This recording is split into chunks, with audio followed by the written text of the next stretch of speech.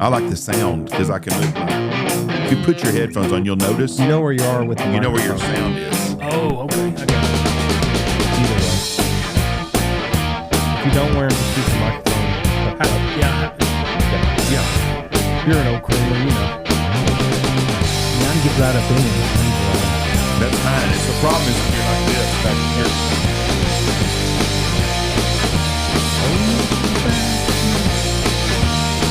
3, 2, 1, boom. Boom! And welcome to the Big Honker Podcast, brought to you by Shin Gear. It's everything we wear. Check them out at shingear.com. I am Jeff Stanfield with my good friend Jerry Coplen and Andy Shaver. I'm not even going to do world famous Andy anymore. Should I pull up the championship from this year and show Jerry? Let's see it. Show Jerry who won it all? Did Andy finally get off the skunk row? Finally. And then we've never heard the end of it since. Two-time champion over here. Oh, so I'm much. the only person in our league No, you're not. that can go for back-to-back Oh, championships. yeah, you will be the only one to have a chance at that this year. But you're not the only one that's won 2 championships in The a row. only person that can say they're going for the repeat. So maybe the middle bracket, you know, the first losers bracket, Yeah. the Andy bracket, I call it. Jerry, Still going to keep calling it the I've Andy been bracket. down there with him. Yeah. Jerry, you should have seen it. It was a glorious comeback. First round of the playoffs. I'm playing a man that had Puka Nakua, Jackson Smith and Jigba. He had somebody else, Josh Allen. And they all just lighted up. And I'm down in the dumps thinking there's no way. That's exactly what you said. And then Christian McCaffrey happened. And it was glorious. And then then I go on to sleepers that woke up. go on to the championship. And, of course, I do what I do. And Oh, why God. people call me the GOAT. No, Unfortunately. you call yourself the GOAT. It's a heavy burden that I have to wear, but somebody's got to wear the crown, and it'll just be me this year. So This it's is fine. why everybody listening to this, is why everybody in the league hates Andy and nobody wants to see Everybody him. loves Andy. No. I'm great to trade with. No. People love me. I just for shits and giggles, I'll try to pull it up in a timely manner. Thank God we don't have to listen to this for about 10 more years again when he wins again, maybe.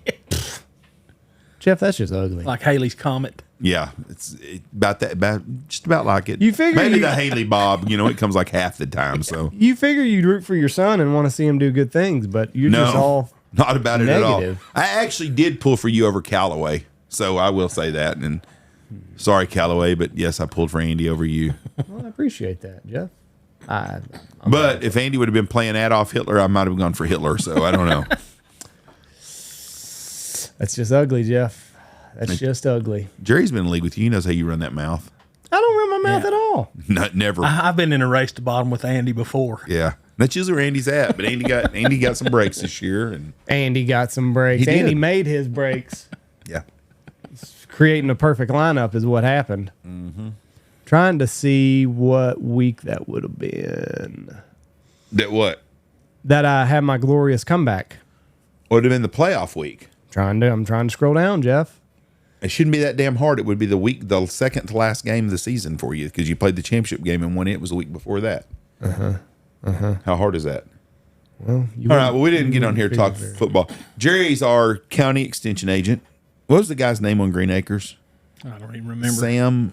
No, it wasn't Sam. Hank or something. I don't remember. Can't remember that guy's name either. That was really a good show, though. Yeah, it was. That's when TV was real still, where life seemed.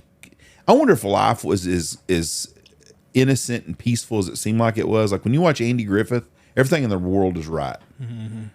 Well, That's what they fed us. I mean, do you think it was really kind of like that, or do you think it was just like now, where everybody was y'all fucking lived it. not that we That didn't was live in a little this? bit That was before our before us. time. Yeah, we were there. Not much. I think generally the population was that way. I mean, and I think they kind of portrayed that to keep us that way a little bit. But you know, I've watched some things on that. You know, some things that went on at Green Acres, and it wasn't bad, but it was just like, you know, what was his name, Eddie Albert, the Yes. guy. Like they said, he was a booger bear to deal with on set. And horse's ass. But just the whole like even when you watch Andy Griffith though, just everything in town seems to be everybody was town oriented and Yeah. you know, people were respectful of each other, and I think a lot of our life was that way. Yeah. I have said before, one of the biggest downfalls I think of our society is when they passed all the welfare acts because it ruined the black community. And people are like, oh, he's being racist. It's not racist. It's true. If you look at statistics, the black people, they were more nuclear families than the white families were. And when welfare, and then they started giving people money to have more and more kids, it changed that, and people quit working. Yeah. And I think that's the downfall of the black community for a long time. Yep. And but just the world seems so much easier back then compared to what it is like today. No, we really didn't have exposure to what we have exposure to now. I mean, what we saw in our little towns that was our lived experience. And now you can get on social media, you can see what somebody's doing, how somebody lives in China or wherever.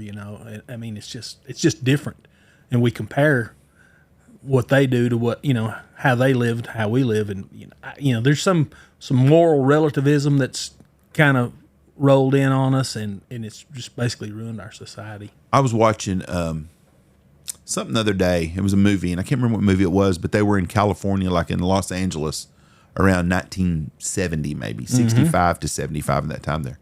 And there was these big open swaths of land everywhere, and people all seemed to be fit, thin, good-looking people, and it wasn't just actors and actresses. It was street scenes and stuff.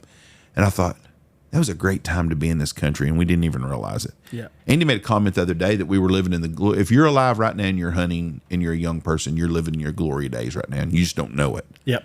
And we lived in the glory days when we were young kids, and we didn't know it either. Oh, man. I mean, I think about this as a kid, talking about hunting. I could go knock on a door, and this is not an exaggeration. I probably had access to 300,000 acres just with a knock on the door. Yep. That's exactly right. And that started changing about 1993, 4, 5, something like that, when our absentee landowners came in. I never thought about that, but there's a lot of absentee landowners now, a big portion of them. I mean, they buy it for recreation. They don't want you on there. I mean, we were hunting on family farms. You want to shoot some quail? Yeah.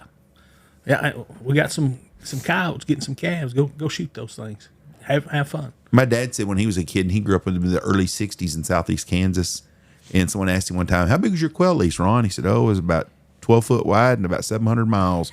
They just hunt the ditches everywhere. Yeah. But he goes, nobody cared. Like coon hunting. I don't know how anybody coon hunts nowadays. No, you can't. Because back when you were a kid, or my dad used to, I've never coon hunted. My dad said when he was a kid, he loved to coon hunt. And he said it was fun. But he said they would go one farm to another farm. Well, now the deer hunters would have hell. We just had a big debate on one of our pages. A guy was bitching at me about, I don't understand the plight of the public land hunter right now. And I do, because I grew up public land hunting. And yes, it is different. And Michelle was trying to be the devil's advocate. And she said, Jeff, she goes, you're not a voice for them because you're in the hunting business. So you're on that side of the deal. Right. And you're not a public hunter no more. And I said, no, but I still understand. I said, when we started hunting in Oklahoma 10 years ago, I knocked on doors and shit. And that's how we opened up. And once you met one person, you kind of networked it into someone else. So I said, I understand the difference was I was paying a little bit. But back then, everything wasn't deer leased. That's what you run into now. It's not the waterfowl guys. Mm-mm. Now, there is a lot of land that's leased for waterfowl hunting. I'm not saying that, but there's a lot of land that's leased up by deer hunters. They don't give two shits about shooting sandhill cranes on their property. Yep. But they lease it for the deer hunting, and they don't want nobody in there jacking with their deer or spooking them, shooting a crane. So I think there's more of that. Like where you're from in Stonewall, everything's leased to a deer hunter just about. It is. It is. What the other thing that killed it over there was the decline in agriculture income. When those landowners, got to a point for whatever reason, they needed that income from that hunting lease. I remember when my granddad leased his out, that took 2 sections away right there for me, but he needed the income. Yep. So, well, that's how we got in the hunting business. I was hunting for free as a public hunter, basically. But I was not just hunting public, because I did hunt public a lot. But I hunted I was knocking on doors and hunting, and we had permission to hunt. And you want to go fishing? Go fishing. Yep. Got a nice tank down there. Yeah, they didn't care. Be respectful. Yep. Pick up your stuff. Because I grew up poor, and I hunted and fished everywhere around Wichita Falls. I had all kinds of places that people let you hunt and fish then. Mm-hmm. They don't do that nowadays. Also, they worry about getting sued. Oh, yeah. That's a big one. Yeah. But the absentee landowner, I've never thought about that. I had a kid he was an outfitter in Kansas, called me a couple of years ago, and he said, are y'all having problems with California people? And I was like, no. Our clients from California, we have pretty good guys. He goes, no, no, no, you're you're hunters, but you're landowners. I said, I don't have any California landowners that I know of. I guess up in some Kansas, some areas, a bunch of people from California have bought land as investments. Mm-hmm. They don't want nobody on it. You know, just let it go. No, they got farmers farming it, but nobody's allowed to. They've retained all the hunting rights and stuff. They don't want nobody hunting it. Right. And so that's that absentee. There's no connection to the public. No, there's not. I mean, those people bought it. They made their money elsewhere and bought it. They really don't have any connection to the land other than they wrote a check for it. Yep. And there's no heritage. There's no nothing. It's mine and stay off of it. It's an asset. Yeah. And that's what we're going to keep it at. And we don't want you on there. And they've never seen it. I've been in business a couple of years, so been mid 90s probably. Mm-hmm. I had a guy call me from New Mexico and had a ranch around somewhere by the Apache Hickory, a place up in there, somewhere Rio Dosa area. It was a 150,000 acre ranch or something. And he went if I wanted to lease it. And I mean, this is like our third year in business. I'm like, I don't know nothing about New Mexico and stuff. He goes, well, it's got bear on it. It's got elk. It's got antelope, or not antelope. There might have been some antelope too, but elk, mule deer, turkeys, all that stuff. And you can shoot 20 elk a year off of it. You get permits from the state, and you can shoot 50 mule deer, whatever. Had a list of stuff on it. Yeah. And the people wanted like $1 an acre, $150,000 or something for it. It was a big ranch, and it came with a house on it to use too. So I'm thinking, I can put this package together, and I can sell these hunts, and I can make some money off this thing. I thought this would be a really good move for our future. Mm-hmm. So me and Michelle were going to go out there and look, and it was towards the end of our hunting season, so I was going to have to leave and go look. So I started asking around about it. Well, the people that owned it were out of Chicago, Illinois, and they had inherited it from their grandmother. They give two shits about going to New Mexico to go to a ranch. Did not care anything about that ranch at all. And this guy kept pressing me. He was a real estate guy. We need to get this done. We need to get this done. We need to get this done. Well, found out why is that when they sell that ranch, it was going to be in the contract that we had the first right to buy the ranch. Well, I can't afford a 150,000 acre ranch. Yeah. And neither could that real estate guy. But they owned all the water rights on it, and they were going to sell the water rights to those cities. But he wanted to be on the hunting lease deal with me, wanted to be a partner with me, and I didn't want a partner. And that was what did. I said, I'm not being a partner with you. I've got one partner. Yeah. We argue enough. I don't need another one. And we're blood kin.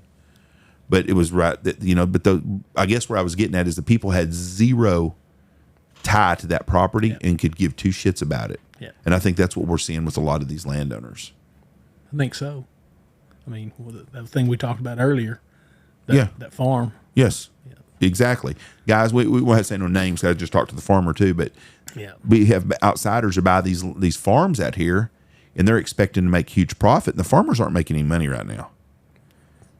It's bad. Yeah, that's what everybody keeps saying. How many what's the percentages of farmers are going out of business right now? Oh, I don't know. I mean, I haven't heard a number on that. I just looking at the math on it, I guess last year on our cotton deals, we had an economist work up some numbers, and there was, and I don't think it was in this county. I think it was in Wichita or somewhere, maybe Baylor. But he did an analysis on what how much money he made, and he didn't make. I mean, this is a guy that did everything right. It was an irrigated deal. He did everything right, spent all the money he needed to spend, and he lost $137 an acre. Whew.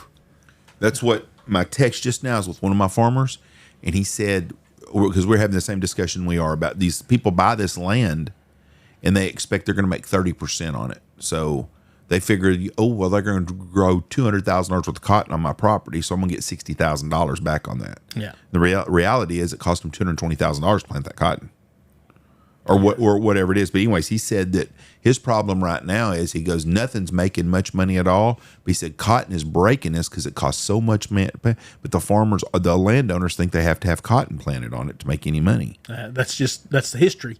I mean, a lot of your absentee, like not an absentee owner, but let's just say somebody inherited 1,000 acres of cotton from her parents or whatever. They're used to getting that so much an acre every year. Well, that's going down the tubes. The math doesn't work out anymore, so that land gets sold in. I mean, I've dealt with that before. I need a new tenant. I'm not making enough money. Well, I don't know what to tell you. The old tenant's doing the same thing the new tenant's going to be doing. And that's how this land eventually gets sold, because that income that they've depended on for 30 years goes down, and there we go. In 1990, if you owned 1,000 acres out here and someone was planting cotton on you, you're going to get about 50 to 100,000 a year, probably, right? Yeah, probably. Probably pretty safe. Yep. On every year average. Mm-hmm. Nowadays, you're lucky to get $10,000 or $15,000. Yeah, it's not much. It's not much. And I tell you, the wheat deal is the sleeper as far as a loser. I mean, cotton costs probably a lot more to put in, but the return on investment on wheat is even worse. Really? Yes. Because you can't ever graze. If you could graze it, hit the perfect year, and you graze it and could cut it for $6 a bushel, you'd make some money, right? Yeah. For 40 or 50 years, we've been able to plant the crop. And in the 90s, our rainfall was a little more consistent. We'd get fall grazing. I've been here for 14, 15 years. We've had probably 3 years that we can get any fall grazing. So all the grazing is put in, if you can get it. All the grazing starts in January through, April, May. It used to be October on. Or November. I mean, Thanksgiving was a good time to turn out, But yes, we had a longer season. You could get more pounds on them, and your check was better.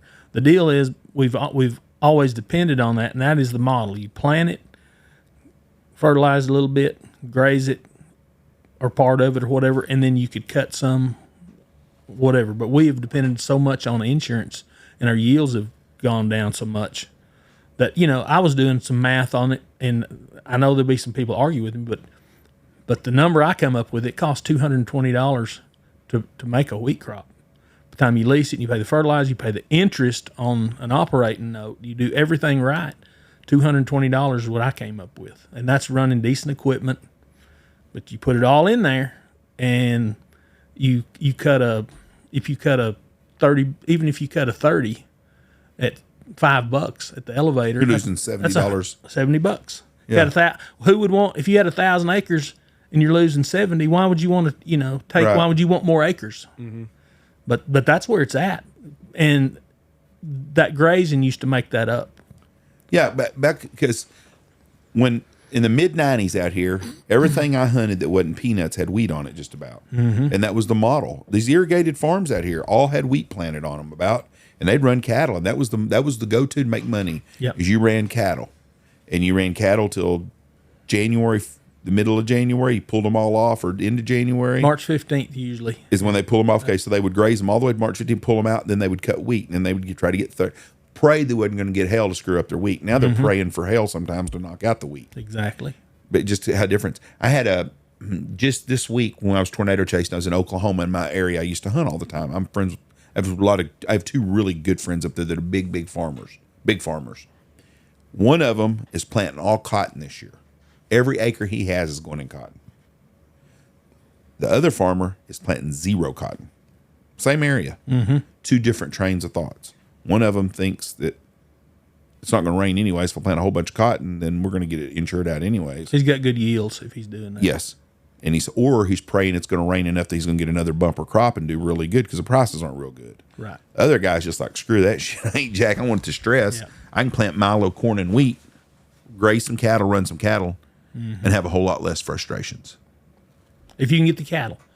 That's been the issue the last 2 years with the two grazing seasons, not necessarily 2 years, but we've missed out. Even before they closed the border, that year before they closed it, that January before they closed it, we were still having trouble getting cattle to stock these wheat pastures.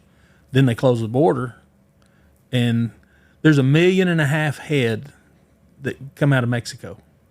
I don't know what percentage comes to this part of the world. It's a high percentage. No, we're close. It's easy. I mean, we could with the numbers on a good year, we can probably for Knox County, we could probably run 80 to 100,000 through here at some point. But so they come out of Mexico, come here on wheat, they grow them, and then they go to the feed yard. Mexican cattle always have come here since I've been here. Yeah, that's how we stock these acres. And I was listening to I guess he's the president or whatever, CEO of Five Rivers Feeders, the largest feed feedlot operation in the world, and he said that thing, he doesn't think it's gonna. He didn't think those cattle are coming back. How are they going to ever replace those cattle? They're not, because the cow herd is as low as it's ever been. Well, not how as are we ever, going to but- get the cow herd back up ever?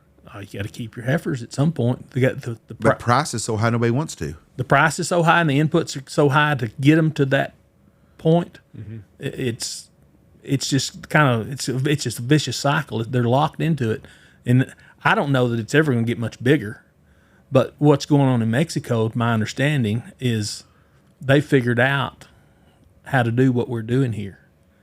They're holding those cattle, they're feeding those cattle, and they're at some point they're going to send us boxed beef, but it's going to directly affect the rolling plains. The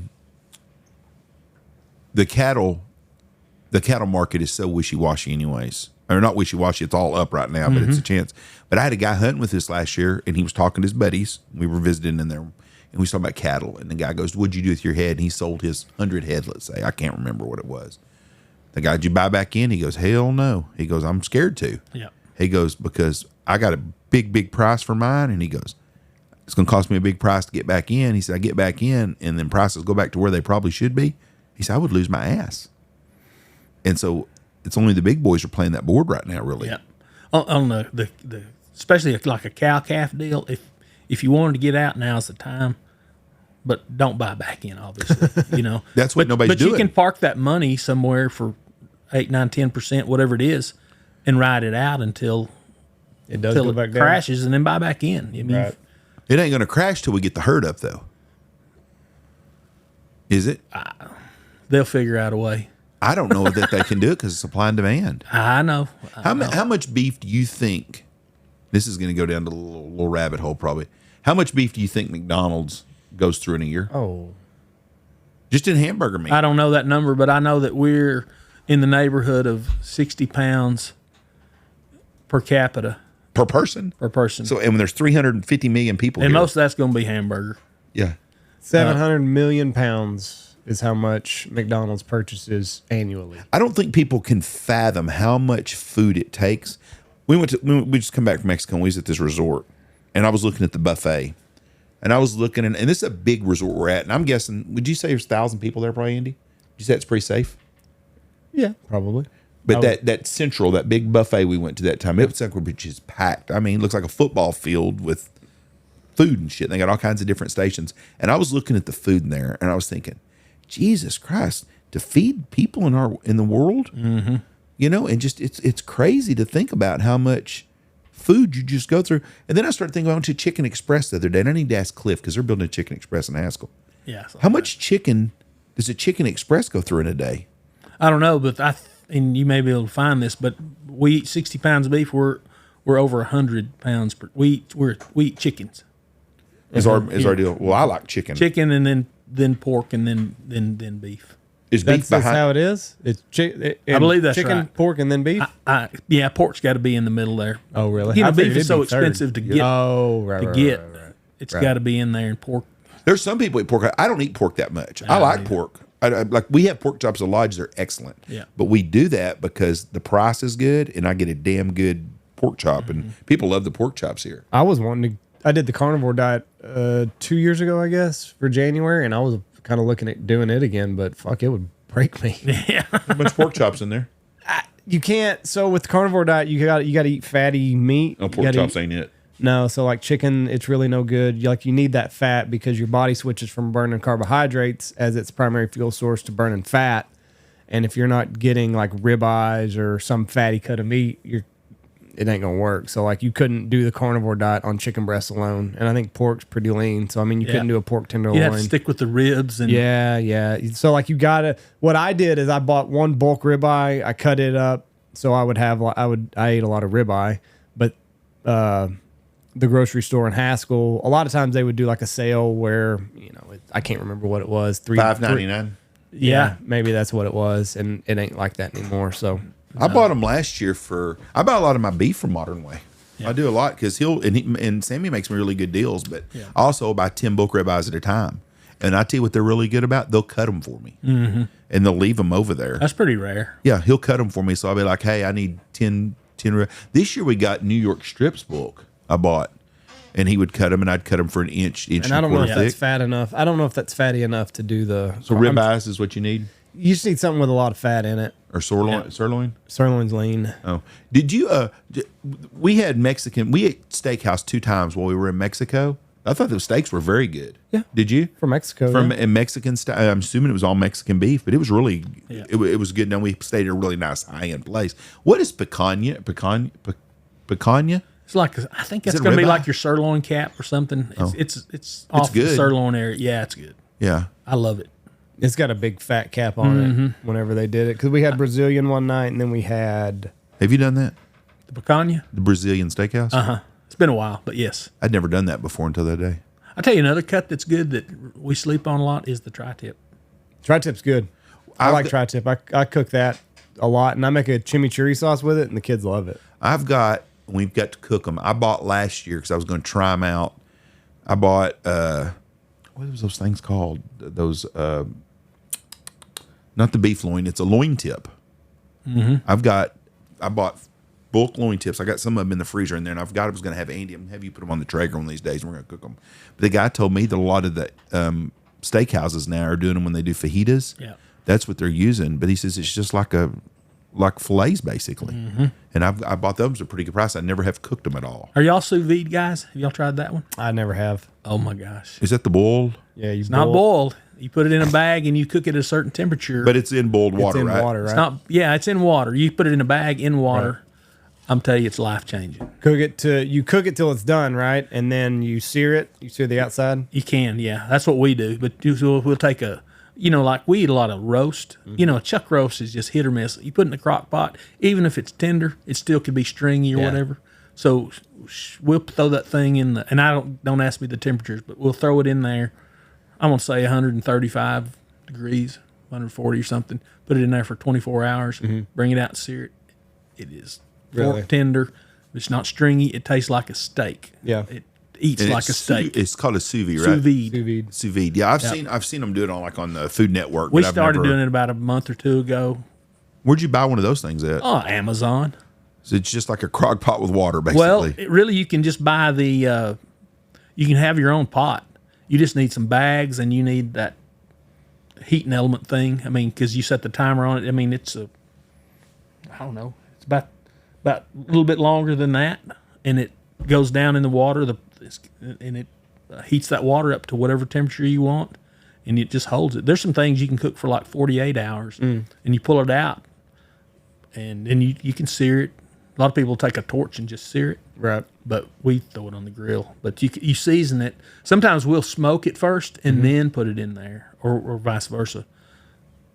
I'm telling you. Just a water bath cooking it in a bag. Yep. I reverse sear all my meat. That's how I do everything. I smoke it for an hour, and then I just sear it real quick. Even you like your steaks? Yep. Yep. Andy makes the best steak I've ever had. Yep. That's a good method. Let it smoke for an hour, 205, something like that. I really like to do those the loins that way. Those what am I I've lost my train of thought, but not your ribeyes, the loin. Anyway, that's Filet? the fillets. No, not the fillets. The top side of that. Yes. Your loin, Spinalis? your strip, your New York strips. Right.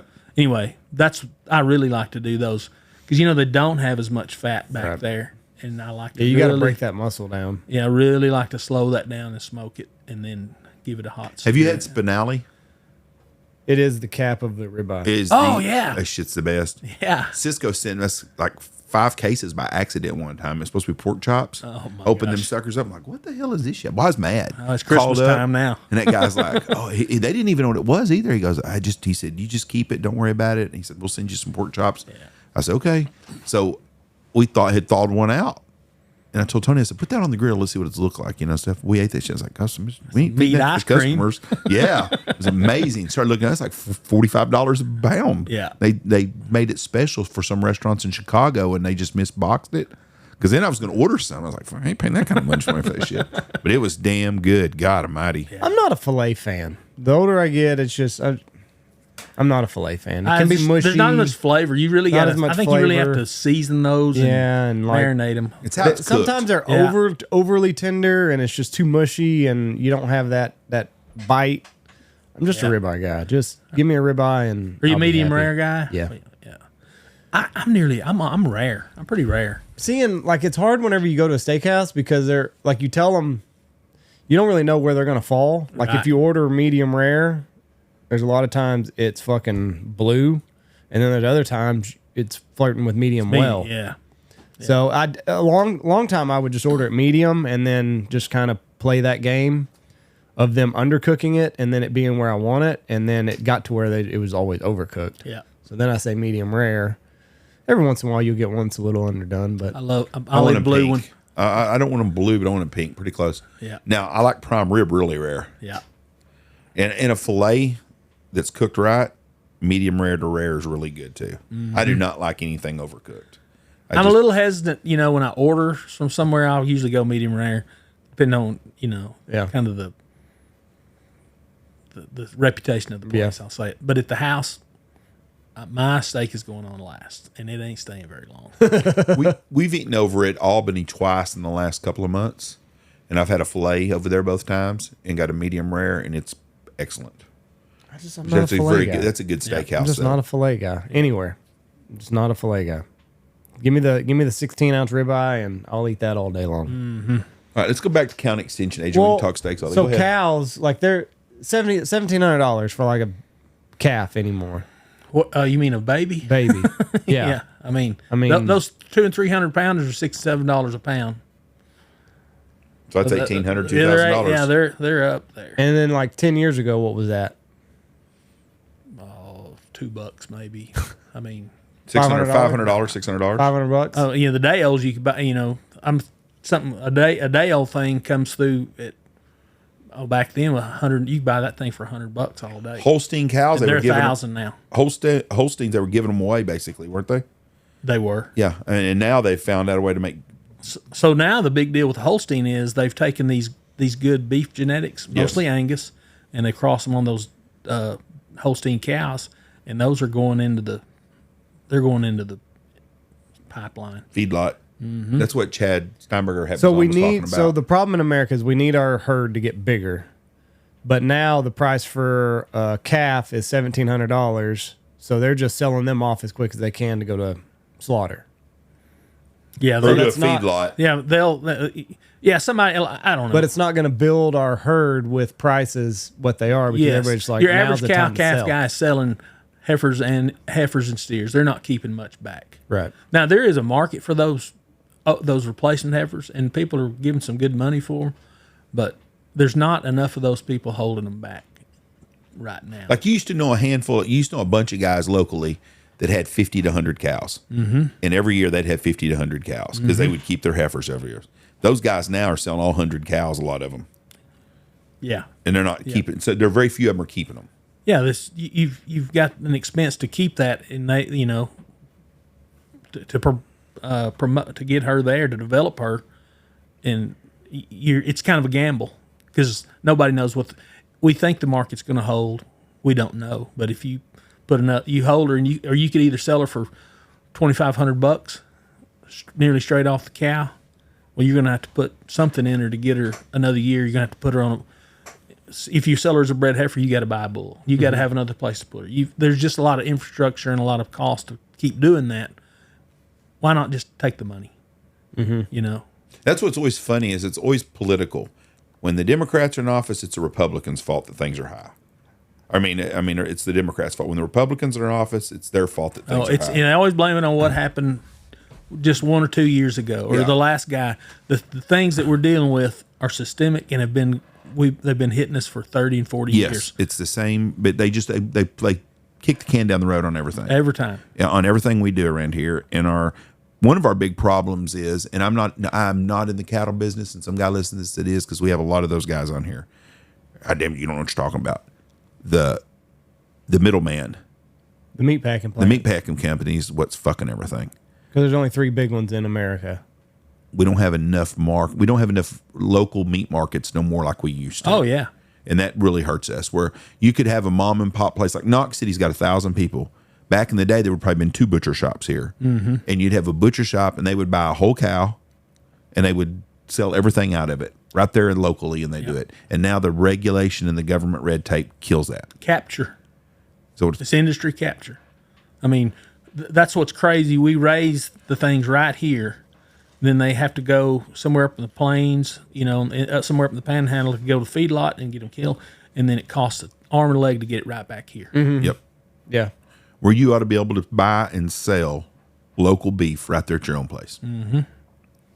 But it's the government who writes your checks. So Well, it is the government that does the regulation, but Right. but it's lobbyists. yes. It's those guys get big enough. They learn they need to protect that. Yeah, independent beef is not independent beef. That's just the name of the place. Yeah. I think there's 3 people probably own independent beef, or maybe 2. I don't know. I supposedly there's four entities that control 85% of the beef of the processing. Tyson Chicken's one of them. Yeah. In places like that. JBS, Cargill, Tyson, and National Beef That's the 3 people that are control. the big 4, controlling 85% of the beef market. These companies operate as a near oligopoly.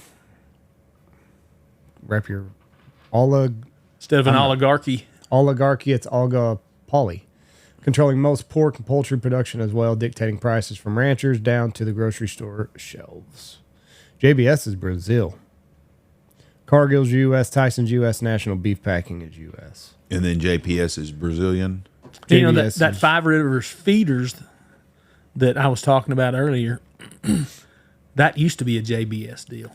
But this Five Rivers bought that from them. So they were in the feeding business. They were on the verge of vertical integration. The only thing they didn't have was the cow-calf deal. But they couldn't control enough acres to make that work in the United States to make that work. And so Five Rivers bought that out. So now there's still kind of a middleman between the cow-calf guy and the packers. That's one thing that I have seen, that I have noticed in my life. I mean, you're about the same age. The difference between mom and pops. When I say mom and pops, I just meant local small businesses, and they could be a small business that's got 15 different branches of doing stuff. Those guys are gone nowadays. They most all of them, and I don't blame them, have sold out to big multi corporations.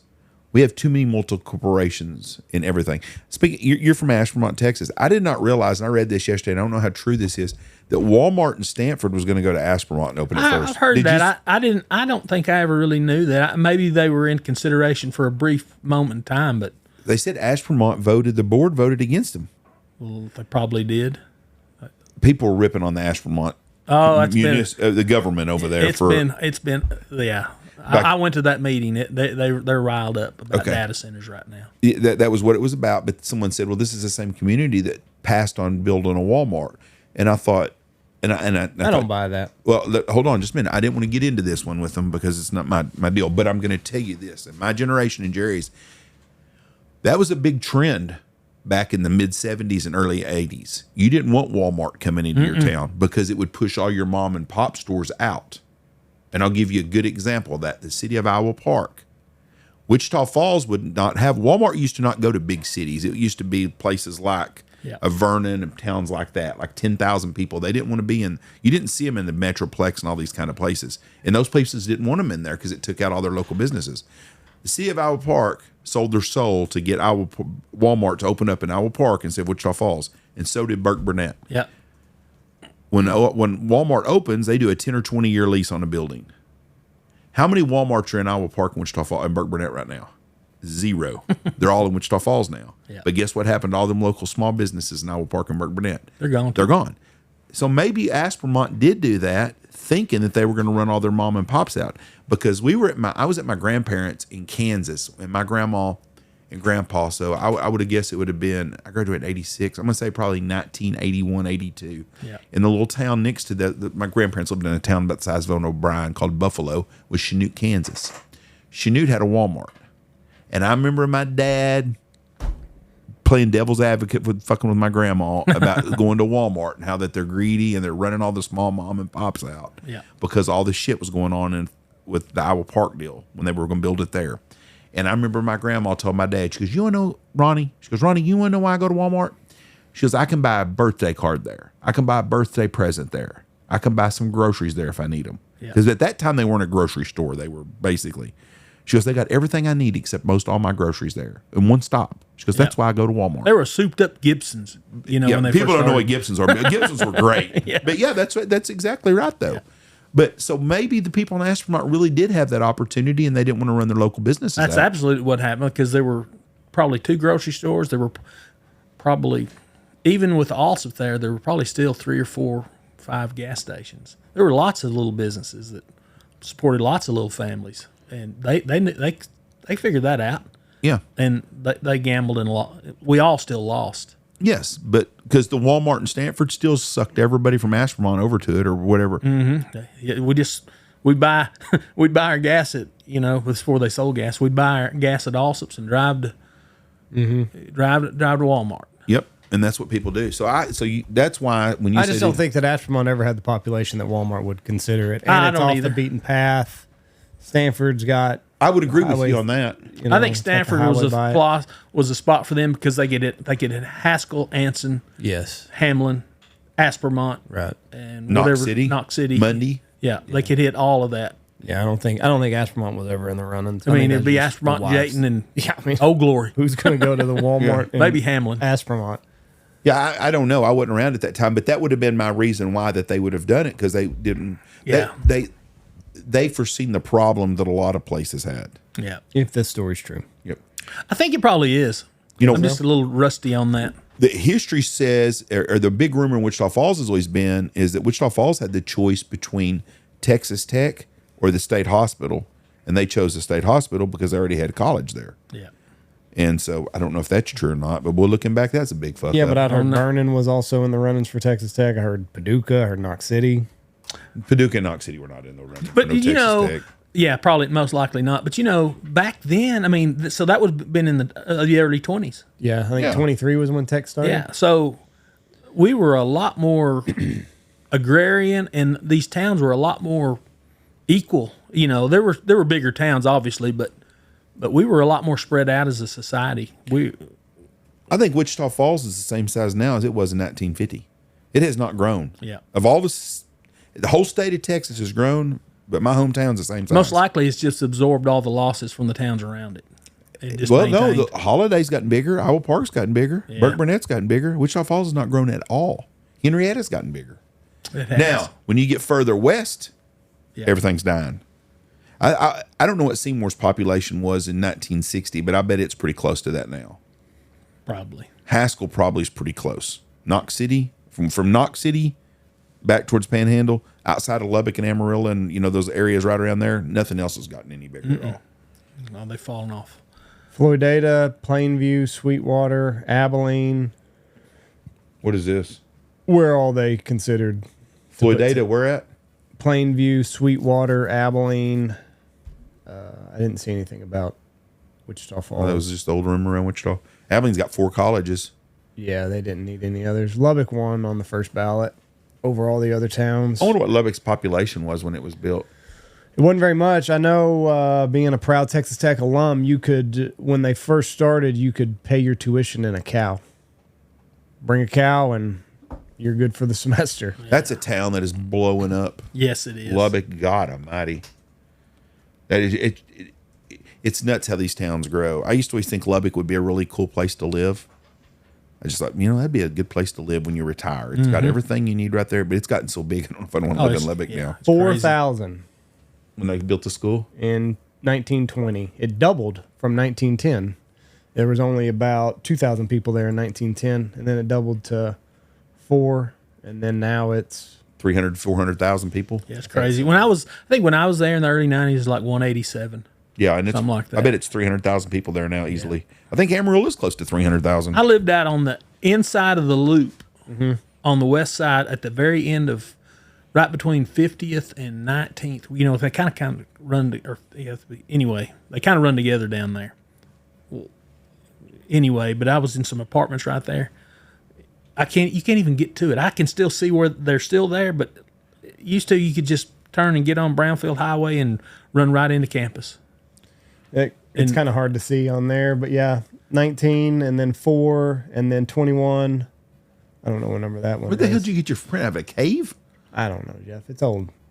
this fucking church probably 30 They years made old. it in 2000. No, did the print not work? I don't know. Something it doesn't translate very well on that television. What's the top one? Population. Well, that was in 2000 and it was 200. I think it's 300 now. Yeah, it's growing like crazy. Yeah. Every time I take my grandfather to the doctor out there sometimes, and that's the whole. Anytime we go anywhere, boy, this wasn't here when I was here. Well, this is just old cotton field when I was here. Yeah. It's just like, yeah, it's all growing up. And it's going everywhere. Like that whole west side's growing, the north side's growing.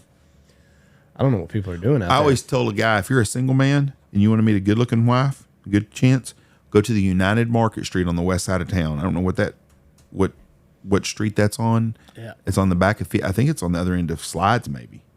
Way out west of town. Well, it used to be way out west. Now it's probably in the middle Probably of out town. there in Frankfurt or somewhere. Yeah, but what? Is it outside the loop?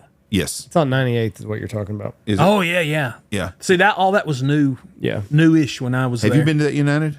Dude, I'm telling you right now, if you're a single man, that's the place to go to. It's yoga pants and girls with daddy's credit card there. Oh, my So gosh. young guy, if you're looking for a wife, I send Josiah. I'm telling you, that's the place to go.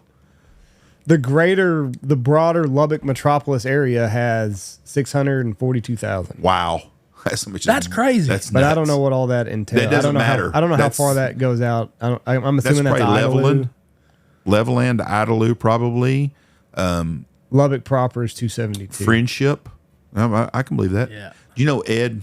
Ed got thrown out of that United. No. Yeah, we was there when we moved Payne back from Lubbock before we went to the Army, and we went and got all his shit. And Ed went with me to do it. So we went to Michelle needed to go to United on our last stop. So we go in there, and Ed's walking in with me. Ed goes, "Hey, big honker." I go, "What?" He goes, "I don't know if I'm allowed to go in here." So what do you mean? He said, "I got thrown out of here once." I go, "Out of United?" I go, "What was you doing?" He said, "I was over in that bulk food section doing some sampling." I go, "What?" He goes, "Yeah, they asked me to leave, told me I couldn't come back. I got trespassed." I said, "How long ago was that?" He goes, "Oh, 5 years ago." I said, "I bet you'll be safe, Ed. Just stay by me, okay? Don't go for the bulk food deal. You don't think they'll recognize me?" I said, "Probably not." We got thrown out of United. Picking grapes. Picking grapes is what he was doing. Sampling bulk food. My God, man. Remember the old Brock's candy deal? Uh-huh. Every kid in the world would have got chunked out of that. Oh, my gosh. Tony ate a caramel out of that one time, and my dad saw him do it. My dad made Tony stand up by the manager by the cash register while he bought bought groceries and apologized to the guy. Tony was about 5 years old. My mother did that to me, too. Lesson learned. Yeah. I Yep. think I took a little piece of double bubble, and she marched me right back in there and put it back, and she paid for it, and I'm still apologizing. Yeah, that's what Dad. Boy, Dad was hot. Boy, whoo. I thought, God damn, that's a bad way to do things. Okay, it's garden time right now for people. Okay. Time to stand. Well, some people are way behind like me. Yeah, it's a little late, but But you can How's your buy. garden coming, Jeff? I haven't bought them yet because we was going to the other day. We was going to have bad thunderstorms. I told Michelle, I'm not going to plant a bunch of shit. I'm going to have to go put up. But I'm buying all my plants already done. I'm not planting them from a seed. right. But I'm doing tomatoes, cucumbers, bell peppers, some jalapenos. You want to make a wager on this, Jerry? What do you want to wager on it? I'll wager What's- whatever you want. What are we wagering? That I'm not going to plant this stuff. I'm going to, but I'm not planting them in the yard. I'm planting them in planters. Okay. I've already got all my planters. I got my soil. All I got to do is go buy my plants. But I didn't want to buy. I was going to buy them last Saturday, but we're supposed to have thunderstorms all week long. I thought Yeah. I don't want to do that. Effective. Now looking back, I should have done it so we'd have bench hail and rain. So I screwed us for that probably. So what do you want to wager? Go ahead, Andy. That we do not eat a single piece of produce from Stanfield. Okay. Farms. What are we betting on this? Shit, I don't know. No, you It's- spot it off. Let's go. Let's make a bet. It's just for 4 years now we've heard about this garden. I had 4 years. I had a garden last year. You don't remember my garden? Every time I come home, I got fucking groceries. I'm gonna. What do you want to wager? I'm willing to make a wager right now with you on this. I don't know. You don't sound very confident in yourself. No, I just know that we're not going to enjoy one piece of produce from Stanfield Farms. How about this? When you do eat something from Jeff Stanfield Farms, you're going to come out here and publicly apologize to me. There we go. Okay. Okay. You'll get my Eat it live utmost- on air. Oh yeah, as long as it's not a tomato. Anyways, I'm doing tomatoes, cucumbers, bell peppers, jalapenos. Probably all I'm going to do. There's nothing else that I want to grow Yeah. because that's what I would eat in the summertime. I love big heirloom tomatoes. You ought to grow some watermelons. We can grow them out here. Oh, You and the kids would eat them. Dad used to love them. Okay, love- well, we can plant some watermelons. That's not. I'm planting them out here. I I've got fucking a pumpkin. Whoa, hold on. Did we not have a pumpkin patch in my yard? That's produce. I didn't eat anything.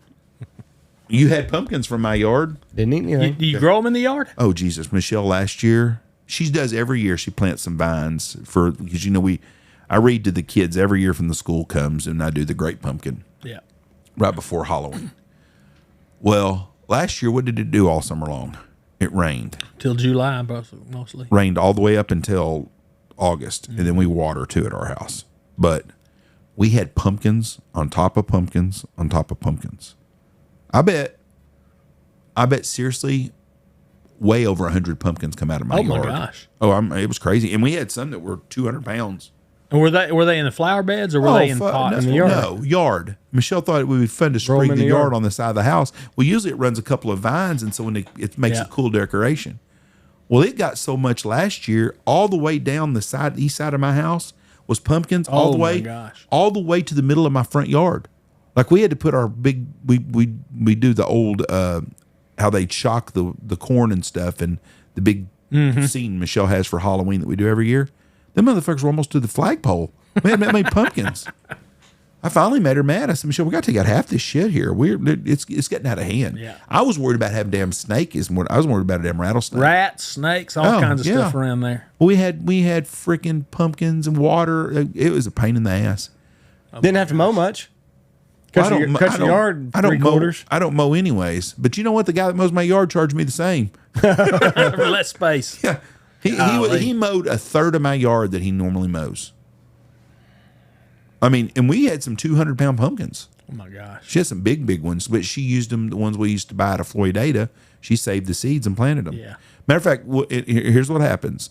I don't even know that we planted seeds last year. I think... Huh? Yes, you did. We did plant. Okay, we so planted some seeds, but we have some that are going to come back every year anyways. Mm-hmm. But she plants the seeds, and then she'll tell Jamie, the guy that mows for us, don't start mowing over them, because last year they come up a little early because we had some rain. Mm-hmm. And Andy planted some pumpkins too. And Andy was talking shit about his pumpkin farm. His farm didn't turn out near as good as ours did. He's got the morning light. I got the evening light. That's right. He was on the east side. They got to get some shade in the evenings. Yeah, he's got that morning light, and I got that hot evening sun on mine. So that was the reason you didn't produce like we did. Yeah. It's what I mean. Makes sense. Jerry just said it. He knew exactly what I was talking about as soon as I said it. Okay, so we're planting, and I'm gonna plant mine in a pot. How long, if I water and do good, I should have fruit on tomatoes by July 4th, shouldn't I? Should. See, what do we, 70, 80 days, 90 days? We're not. And I'm going to buy mine plants already that are about to bloom anyways, I hope. Yeah. Well, I would, if I were you, if you're, do you, how you have the pots where you want them? I've just got them all. But I would put those things on that east side and let them have all of that. And then, or either that you need to protect them, because at some point when that gets about 95-ish, those blooms are going to drop. And the plant will keep going and doing what it does, but you won't get a tomato off of it again until the fall. But you should start making some. So if I put them on the east side, like where my fence is, so they get some after they get morning sun, but in the afternoon by 4:00 they're in the shade. Yeah, or 3 or 2. Yeah, they'll be fine. Well, even on my front porch, could I put them on there on a container? You just have to do a little math on the shade, and because they need 6-8 hours. The more the better, but you can't get them too hot in this part of the world. You can't get them too hot, so they need more sun or not sun? No, you don't need to get them You too hot. don't want to get them too hot. You don't want to get them too hot. My front porch is perfect because it gets, especially the east side of it. Yeah. On the east side, I get the morning sun, and then I've got a big tree in the front, so we get a lot of shade. Michelle keeps all of her flowers and shit alive all year on the front porch. Yeah. And she waters every freaking day. Yeah. I've got a 20 by 20 at the house, and I put up I think it's maybe a 50% shade cloth over it. I ice wrecked it, so I got to replace it. But anyway, that keeps the temperature down, and I even run some misters in the hottest part of the day just to keep that temperature down, and my tomatoes just kind of kept going. I had tomatoes, peppers, about the same thing. Squash. Did you say you're planting squash or not? No. I hate squash. You can't give that shit away. Evidently. If you show up at your neighbor's house and you got a bag of squash, the first time you do it, they're, oh, thank you, Jerry. After that, like, don't open the fucking door for that son of a bitch. What's your problem with squash? I'm not a big fan of squash, and you can only eat it because it never, ever stops making. Yeah. A dummy like me can grow 100 pounds of fucking squash easily. Till the squash bugs get you. Well, I'd bring them in then if I had them. I hate squash. Yeah. I had those on my pumpkins last year. Yeah, they love those type plants. Put a little 7 dust on mine. That's harder to find too than it used to be. They'll get old powder.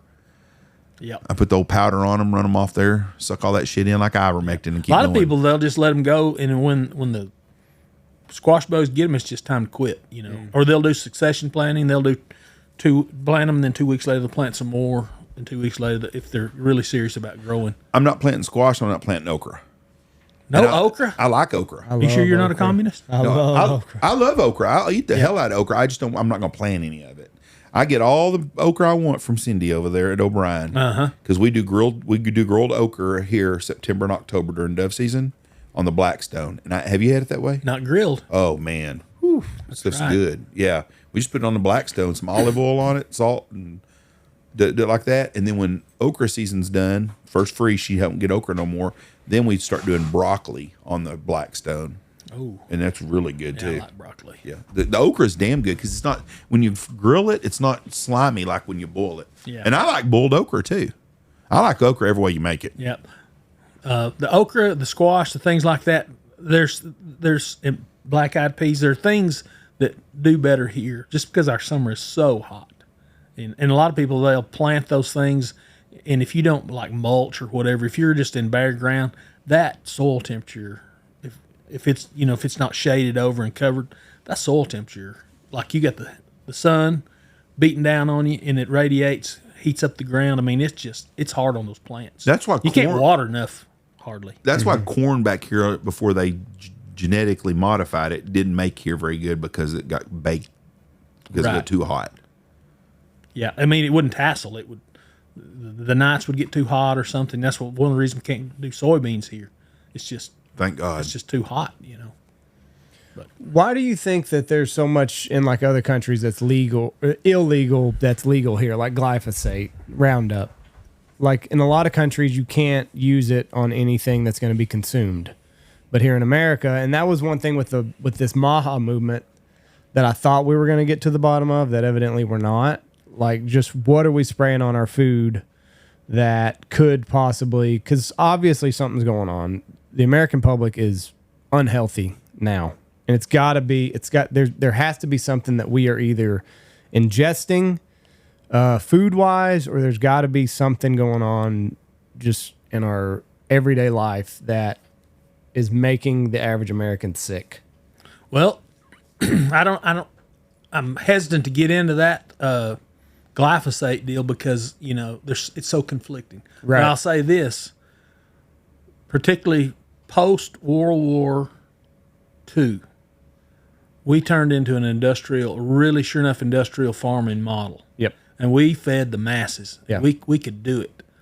And that required some chemicals, And so we have that mindset of efficiency, of bigger is better. We're going to farm fence to fence. We're going to monocrop for the most part. We're going to grow all wheat here. And to do that, we have to have all these inputs to make it work. And that's the mindset. So if somebody comes along with a study or some research that says, hey, this is probably not the thing to do. Mm-hmm. Well, you've got this huge oligopoly. Right, oligopoly. that has been built on that industrial model. Right. And it's just tough to beat. It's tough to get any other views out there, because I could come up with this research that says this. Well, they've got something that says this, and it basically keeps the public confused. Yeah. And so we can just keep it going. That's the thing, is like there's just no consensus on, is this stuff causing cancer? Is it a carcinogen or is it not? Because you get a guy like RFK, I believe a lot of what he says, and he's, he was one of the attorneys that beat Monsanto. And it's like, he's saying this, well, he's like the figurehead for national health. Isn't that what he is? I think it is. And then, so he's saying this, and then 5 doctors will say what he's saying, and then you got 6 doctors that are saying, no, it's fine. Just keep doing what you're doing. And then another part of me realizes how bad lobbyists are for the nation. And so it's like, well, yeah, like this is a $1 billion company. Why would they want their nest egg to go down the drain when they could get a lobbyist to buy off doctors? I mean, it all goes back to me like the cigarette industry. Or sugar. They paid, the sugar. They paid off doctors to make the research say what they wanted it to say that would be good for business. So I don't know. I'll delicately step off into this one. All of that industrial model that we're talking about. So they spend money on research at major universities, right? Well, the states aren't funding that. Your tuition's not funding that. That is funded by industry for the most part. And I'm not saying it's all bad by any means, but things the things that come out always seem to profit that industry for the most part. Yeah. You know, it's at the very least leading that direction. And if you have some research that you have a hypothesis about it that says something else, that's fine. But it costs a lot of money to do that research. Who funds that? Right. There's nobody there, because if you cleaned all that up or you didn't use that product, nobody profits from it except your health, possibly. Right. You know, so that's one of the things the reason it's hard to get a differing opinion in the field. Yeah. Basically, we're screwed. We'll never find an answer. But, you know, it's not all bad, because there's a guy that I've listened to, you know, he's kind of he's not a carnivore guy, but he's really just a researcher on muscle and protein. But he was basically funded by the egg industry. But his research is sound, and the stuff he comes up with really is very helpful. Right. You know, so it's not all bad, but there's some things that I can't say it on air. I mean, I'll tell you a story later, because I was personally involved in one of those things, and they'll fire me if I told this. Yeah. So no. Well, and I mean, even like just like They'll fire me if I will. This.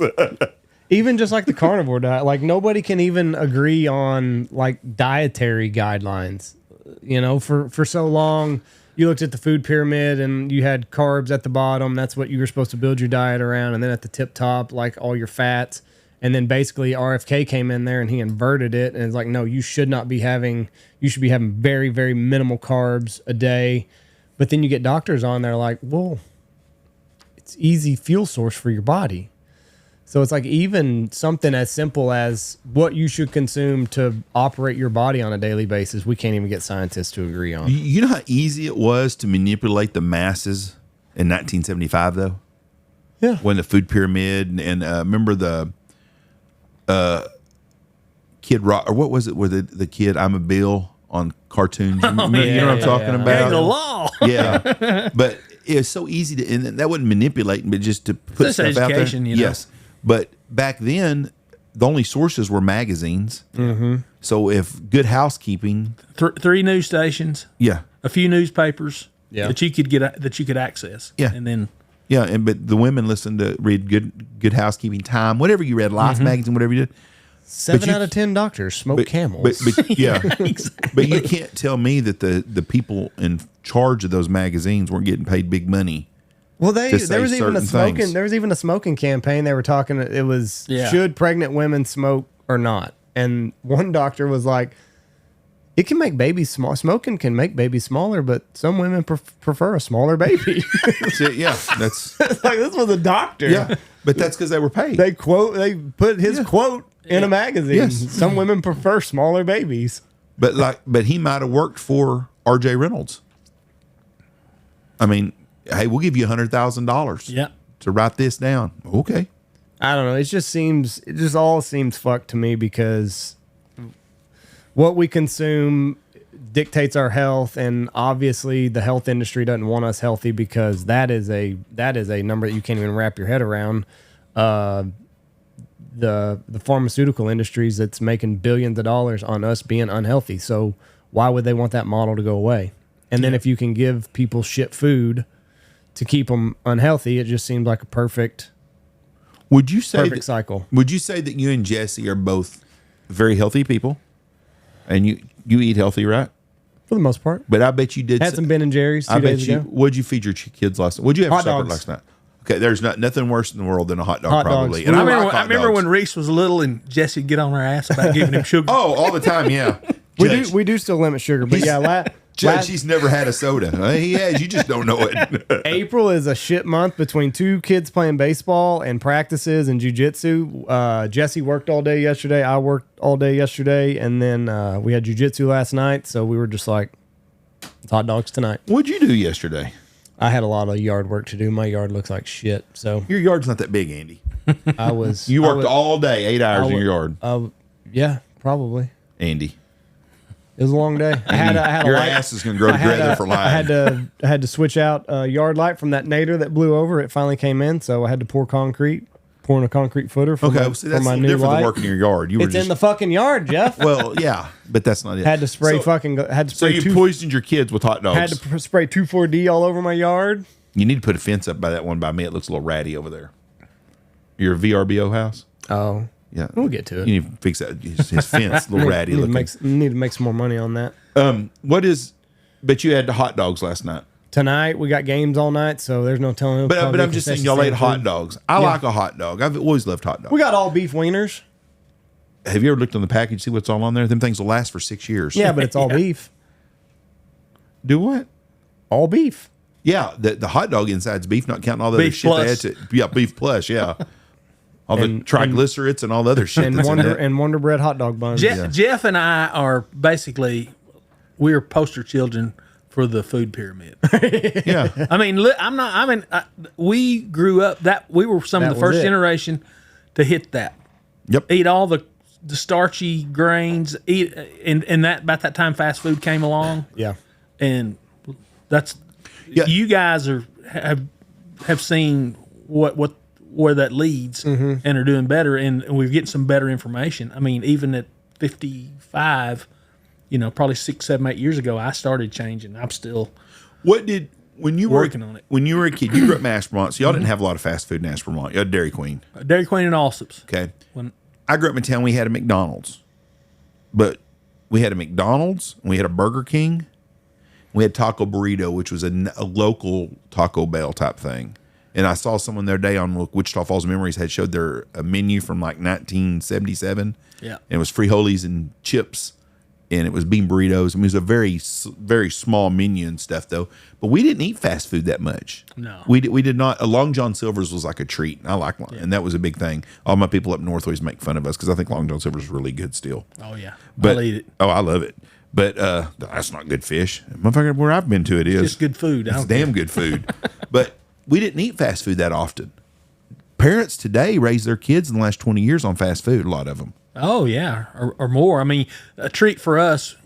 We ate out some, but it was like at a restaurant, there in town. Oh, yeah, Hickman's? Yeah, Yeah, hell or yeah. Fraser's. We had Fraser's, which was a pretty good place to eat. Back The pie's as good as Hickman's? They didn't really have those like that, but they Hickman's were good. chocolate pie's good. Tanny's got that going on.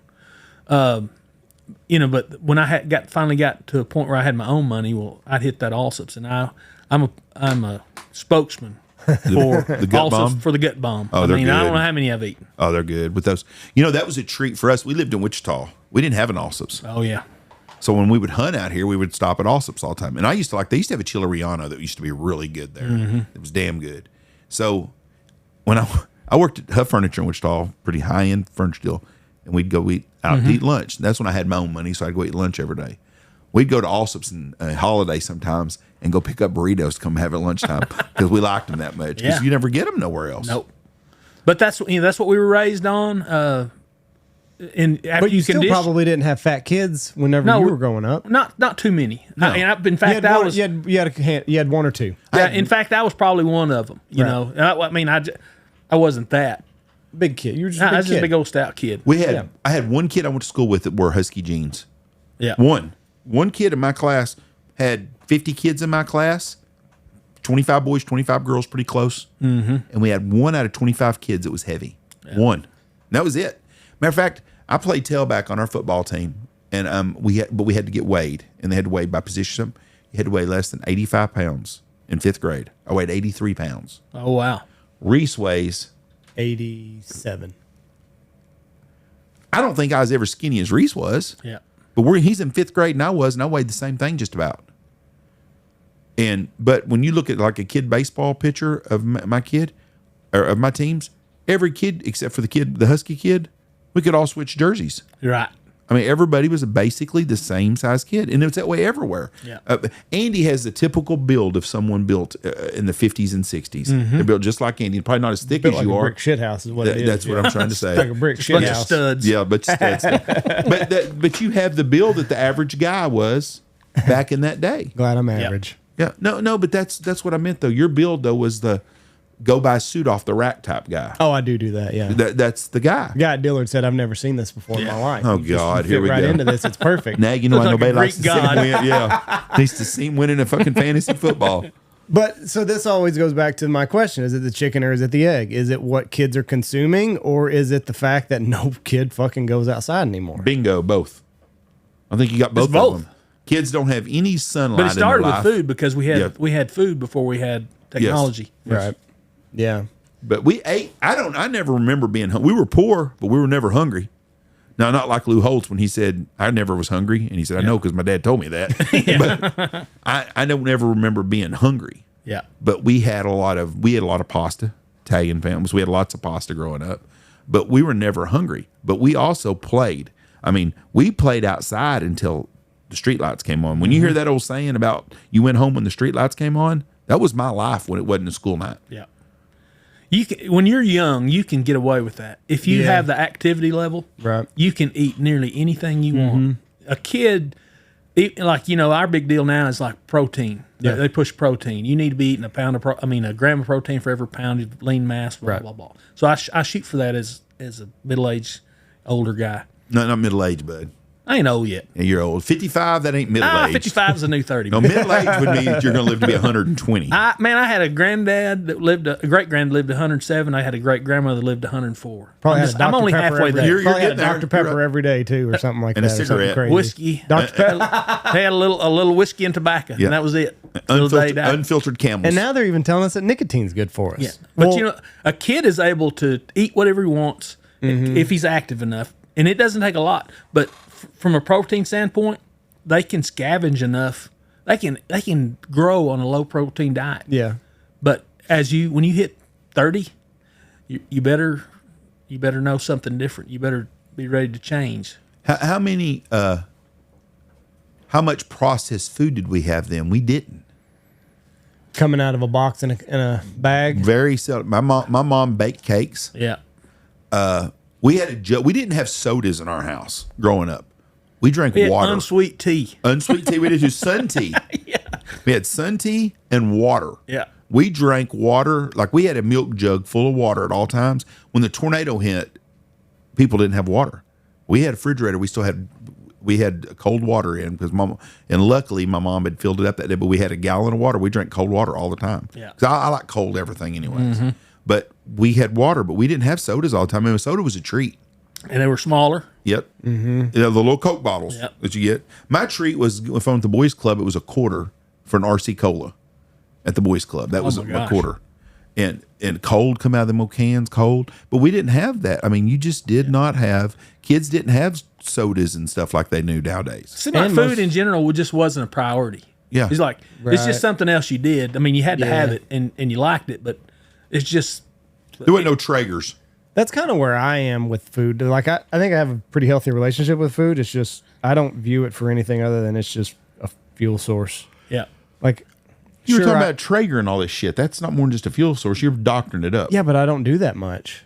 There's not much that I mean, other than you're gonna get on me for cooking steak. No, I'm just saying I've been around you a lot in the way you do food. So don't. It's a treat, but on a day to day. But yes, there are times where it is a treat, and I enjoy cooking. But day to day, like I'll cook a shitload of bacon, and then I'll just set it in a Ziploc bag and I'll put it in the freezer. And then when I get hungry, for breakfast, I'll just pull out cold bacon and eat it and move on about my day. It's not a ritual, and I think a lot of people have food, like Jerry was saying, it's like a big deal to them. The big deal back in the day, our biggest deal about food was a family social event. Yeah. You know it's going to be a big feed. Right. Yes. But when you're out of those, it's just, Yeah. oh, it's lunch. Let's go eat. Yeah. and then we move on to something else. Right. But now it's just like it's always in our face, something new, something whatever, and anybody can access it. Do you remember y'all grilling that often as kids growing up? We didn't grill a lot.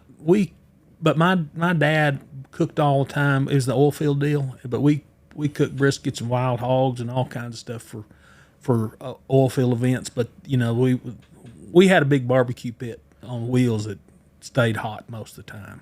See, I don't remember. We would grill some, but not a lot. Now, I did eat some TV dinners in my lifetime growing up. Boy, looking back, those things were terrible. Oh, you talking about just a food source? But it was just a change from Mama's cooking. Yeah.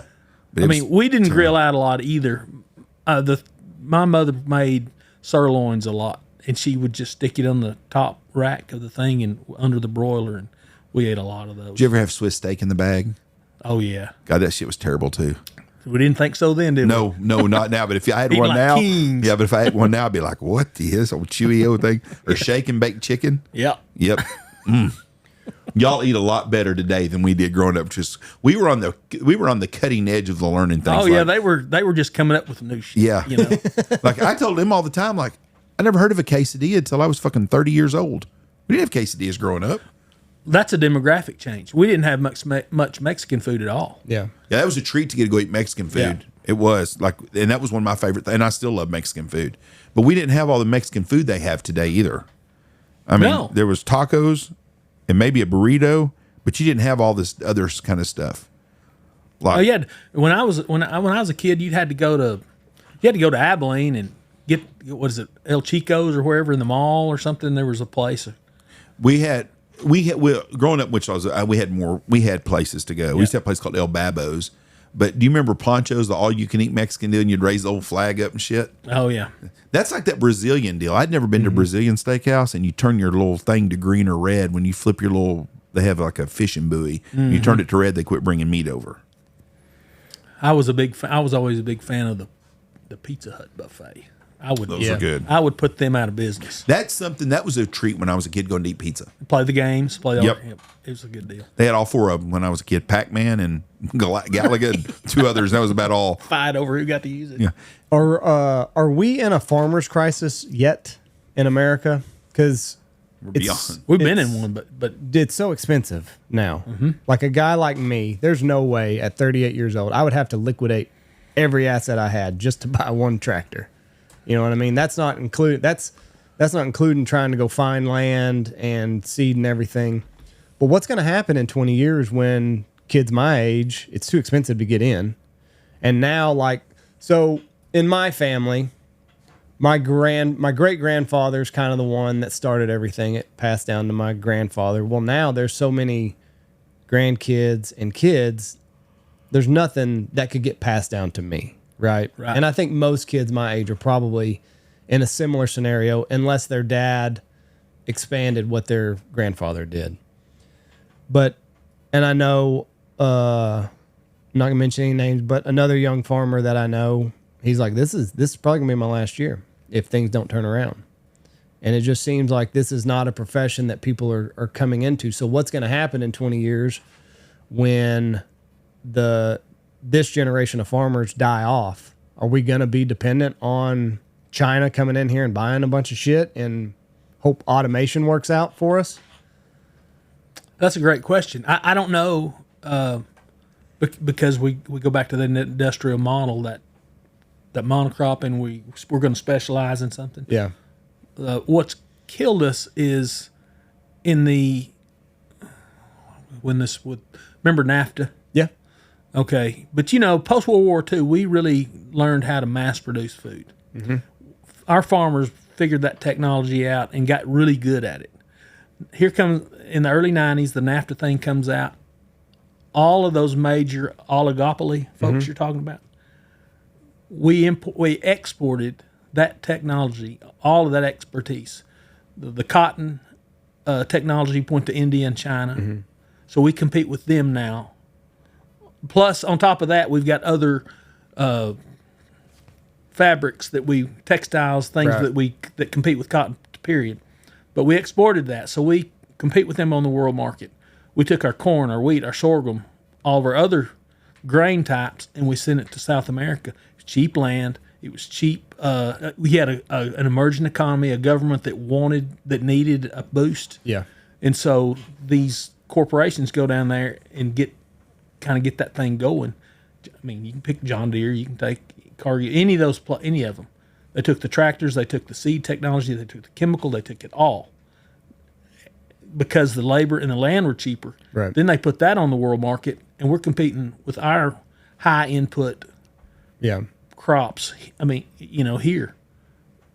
And there's no off ramp that I can see to be a traditional farmer in the way you see it. It looks to me like if you want to participate in agriculture in this part of the world, it's going to involve some form of livestock, and it's going to be some form of specialty production that doesn't require much water. It's going to be a smaller acreage, higher, and I don't know how you do this. Just because it's hard to get a hold of acres, for one thing, because of absentee landowners, because of the cost to get started. It's pretty dour to me. I just think you need, if you're interested in growing things, you just start where you can with a little bit, and I don't see how you're going to make a living off of it. Like when this 55 to 60-year-old man gets out of the game, I just don't know what's going to happen, because I just don't see many 30-year-olds that are playing this game right now. Oh no, there's just very few, and the ones that are in it are struggling for the most part. Right. So I think what happens is when those people go out, if they happen to own the land, it'll be for sale. If they happen to go out and another farmer can't pick it up, it'll be for sale, and somebody else will own it. So, you almost have to have like a crash. You almost have to have a crash for anybody young to be able to pick it up. Yeah, but what are you going to sell to? Who's your market? Even then, if it crashes, you can't make anything off of it. You may shuffle around and get some people out of business and have an opportunity to get in, but when you get in, what can you do? Right. I look at this kind of the housing as the same situation, like housing to a point now where most 20 and 30-year-olds can't even play the game. Like it's just so expensive, and you almost have to have like things crash to where people can start affording houses. And what they say, I guess we're 10 million single family homes in the red in America. That we're behind, that we need extra? We basically need 10 million single family homes in America to get on par with the population. But I don't know, there's just going to be a lot. I just think that for anybody young to play the game, it's going to require a crash of the economy. And that's not good. Is it? Is it not? I mean, right. That's a very interesting way. Like there would be some short-term pain for a lot of people. Yeah, maybe long-term pain. Well, I mean, there's some people that grew up in the Depression. 5 years is a long time in your life if you've had shit. Yeah. One of our issues with the farming deal is, and I'm not a farmer, is companies like John Deere. I'm going to call that John Deere right now. John Deere is overpriced on all their shit. Well, there's so much technology in it now. But it's capture too. How many options do you have? That's the problem. Everything's a monopoly right now, and John Deere's got the shit going on. But their technology has got where a guy can't fix his own shit anymore, and they're smart. They've come up with a deal like, hey, well, hold on. If we do this like this, they got to come to us to fix it. So when we sell them something, we've got a lifetime commitment from them that we're going to get to service that tractor forever. And then if they need a little bit of help, we'll do some farm credit and we'll loan them some money on their farm to help them farm a little bit. Well, 10 years from now, how much land is John Deere Finance going to have in this country? Well, they're already involved. Well, no, I know that. But 10 years from now, how much are they going to actually own from people that couldn't make their note? Oh, I don't know. I don't know that they'll own any. I mean, because they may not want to own any. I mean, they don't have to own it now to profit off of it. They're already getting so much per acre and not even have to own it. Right. Because they're financing farming. Yeah. A kid that I know says it costs him $300,000 just to get to the point where he can put seed in the ground. That's not including. That's just tractors and everything else. That's not food. That's not seed. That's not fuel. That's not fertilizer. It is $300,000 just to get to the point. That's equipment. $25,000 a month. So how many acres is that, roughly? You think? I don't know. I could ask. Probably 3,000 or 4,000. 3,000 or 4,000 probably. So he's, what's that, an acre a year? 30,000 by 3,000 would be 100, wouldn't it? 300,000. Is it? Oh, it's 300,000. Yes. And 3,000 would be $100 an acre. No, $300 an acre, wouldn't it? If he's got 3,000, yeah, $100 an acre. Yeah. 3,000 acres at $100 an acre would be $300,000. I know some guys that, use these big no-till drills, and they put in $30 an acre just to rebuild that, just for the maintenance on that. And that's not including the tractor that's pulling it or the spray rig or anything else. Yeah. It's super expensive, and you put that against $5 wheat. Mm-hmm. And then when you bitch about the price of your food, think of how it gets there. My dad used to say that all the time, that wheat's the same price it was when he was a kid, but farm diesel was 15 cents a gallon back then, or 20 cents a gallon. Yeah, or whatever the price is up, but it's not kept up with the input costs. No, not at all. If wheat was the same as it was percentage-wise in the early 70s, wheat would be about $13 a bushel right now, probably. Something like that. And then when you're paying $6 bread, you'd be bitching about the farmer making all the money. Yes. But I think our bigger problem with the farming deal is that Brazil gets to buy the same cotton seed for $10 a bag, and we're paying $500 a bag. And John Deere has got This happens in healthcare. Right, the same thing. And then America pays for everybody else. Mm-hmm. And then John Deere is going to loan you $500,000 to farm for the year, knowing damn well you can't pay it back because they have you by the balls. And these guys sign up for it over and over and over and over again. And eventually they lose everything. And I feel bad for the farmer trying to do his job, and I feel bad for the people that keep putting themselves in a situation where they keep having to go back to these people. Right. I don't know what the answer is, because most you can't ever build any equity to, at this level. We've got some older guys that have been doing it a long time, right? And they've built some equity probably in the 80s and 90s. They built some good equity, but they're probably losing it now, and that's why there's not enough for son and grandson to participate, because granddad's just trying to hold it together. Right. How many bad years could you have, like back in the 80s and 90s, before they kind of quit lending you money? Gosh, I don't know. A bunch. A decade worth, some of them. Well, yeah, and you probably had 2 or 3 things going, too. You probably weren't so much of a monoculture. You probably had some cotton and some wheat, some sorghum. You had a little bit. You had a few more revenue streams. Right. But starting in the 90s, it was like one thing. Right. But they also had insurance programs. They also, if your yields were good, you could stay a long time. I mean, I don't know how many years it would be, but you could survive. Wasn't as much insurance fraud either back then. No. I mean, people actually tried to make a crop. Yeah. So you had some insurance deals. There were actually some pretty good subsidies, and that's people gripe about those. But there used to be some really good government pay, 80s, 90s, trying to keep that deal propped up. But now, and then maybe the amount of that, say if it was $30 an acre back then, that was a lot. Yeah. They've done some disaster deals and some government pays for $30, and people say, well, those farmers are getting rich off that. That doesn't even get you fertilizer. That's not even, if it's a cash lease, it's not even covering your lease. That's not like, we're not buying a new boat with this. People have to have farmers. They don't realize it. And that's your problem. You go to Dallas, Texas now, New York City, any big city, people don't give 2 shits about the farmer. Well, they don't see They go to it. the grocery store. They don't realize that's where it comes from. Yeah, I mean, that's we're just getting to the further down the road, to the end of that. We've had a portion of the population that's seen it that way for a long time, but not everybody. And now it's almost everybody. What do you think the percentage of population is that's vegan? 3% maybe? Yeah, not many. Okay. They're very vocal. But Maybe 10. They are. Seems like everybody is. It's like the trannies, They're 1%, but boy, they sure do cause How a lot many of ruckus. vegan trannies are there? I don't know.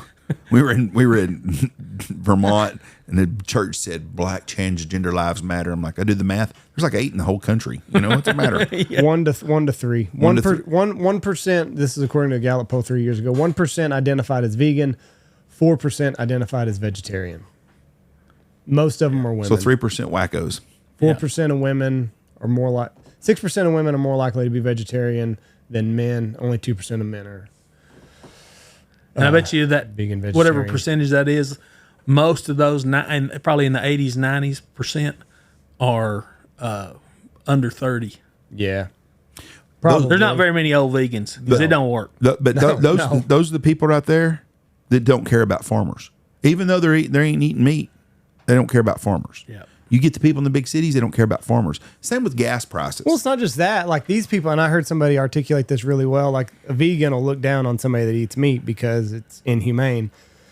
But whenever you factor in the amount of pesticide that the farmer had to spray on his crop, how many times he plowed it? Yeah. How many fossil fuels he used to get there? How many mice did he kill so that you could have your tofu salad? How many bugs? How many They don't care. Yes, you are killing an animal to eat beef, but you're also killing an animal. It doesn't have this moral signaling, I guess, whenever it's just a field mouse. Yeah. But it's still an animal had to lose its life for you to eat something. It's kind of like the wind farms. They're against fossil fuels. Well, what makes you think those wind farms run? Yeah, fossil fuels. One of them. There's a really good show it's on Prime. It's called Clarkson Farm. So Jeremy Clarkson, he's a famous guy over in Britain, bought a farm in the Cotswold. During COVID, it shut down everything he had going on. So he's like, hell, I'll go out there and farm my own stuff. But it's a really, really good show, and it kind of shows what farmers are up against. And it shows just Mother Nature's against you, the government's against you. There's just no, and every year at the end of the thing, he breaks down what he lost. And he's a millionaire. He's got more money than he knows what to do with. But on one episode, it's a really, really good show. It's funny. He's a shit farmer, and it shows that. Bought a Lamborghini tractor. Because he's from the car industry. That's how he made his money, was Grand Tour. So he drove fancy cars, different places, but bought a Lamborghini tractor. And the guy's like, why did you buy a Lamborghini tractor? Because it's a fucking Lamborghini is why. Who else has one of those? Yeah, it's a Lamborghini. It's got to be good. Didn't hook up to any of the shit on there, so it's a good show. There's 3 seasons of it out. But at the end of the year, they're breaking down how much he lost, and he's just and the regulation, as bad as regulations are here in America, go over to the UK and try to farm. It is stupid. Yeah. The Netherlands? Yeah. Just it's bad. But he's if you ever see a farmer at a bar, just go buy him a pint, because he's up against it. Everything is working against him. But see, the people don't care, because the big city, it's like when gas prices go up, those people in the cities don't care. Or if you anything, because it doesn't affect them, like car insurance. It doesn't affect them because they don't own cars. Yeah. I don't know what the percentage of people in New York City that have cars, but it's very few. Well, they don't farm.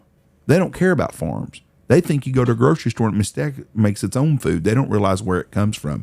And that's our problem is the farmer doesn't get any respect from those people because they don't realize how important they are. I think I don't know if the younger generation respects farmers, but I think you are starting to see more farm to market popping up.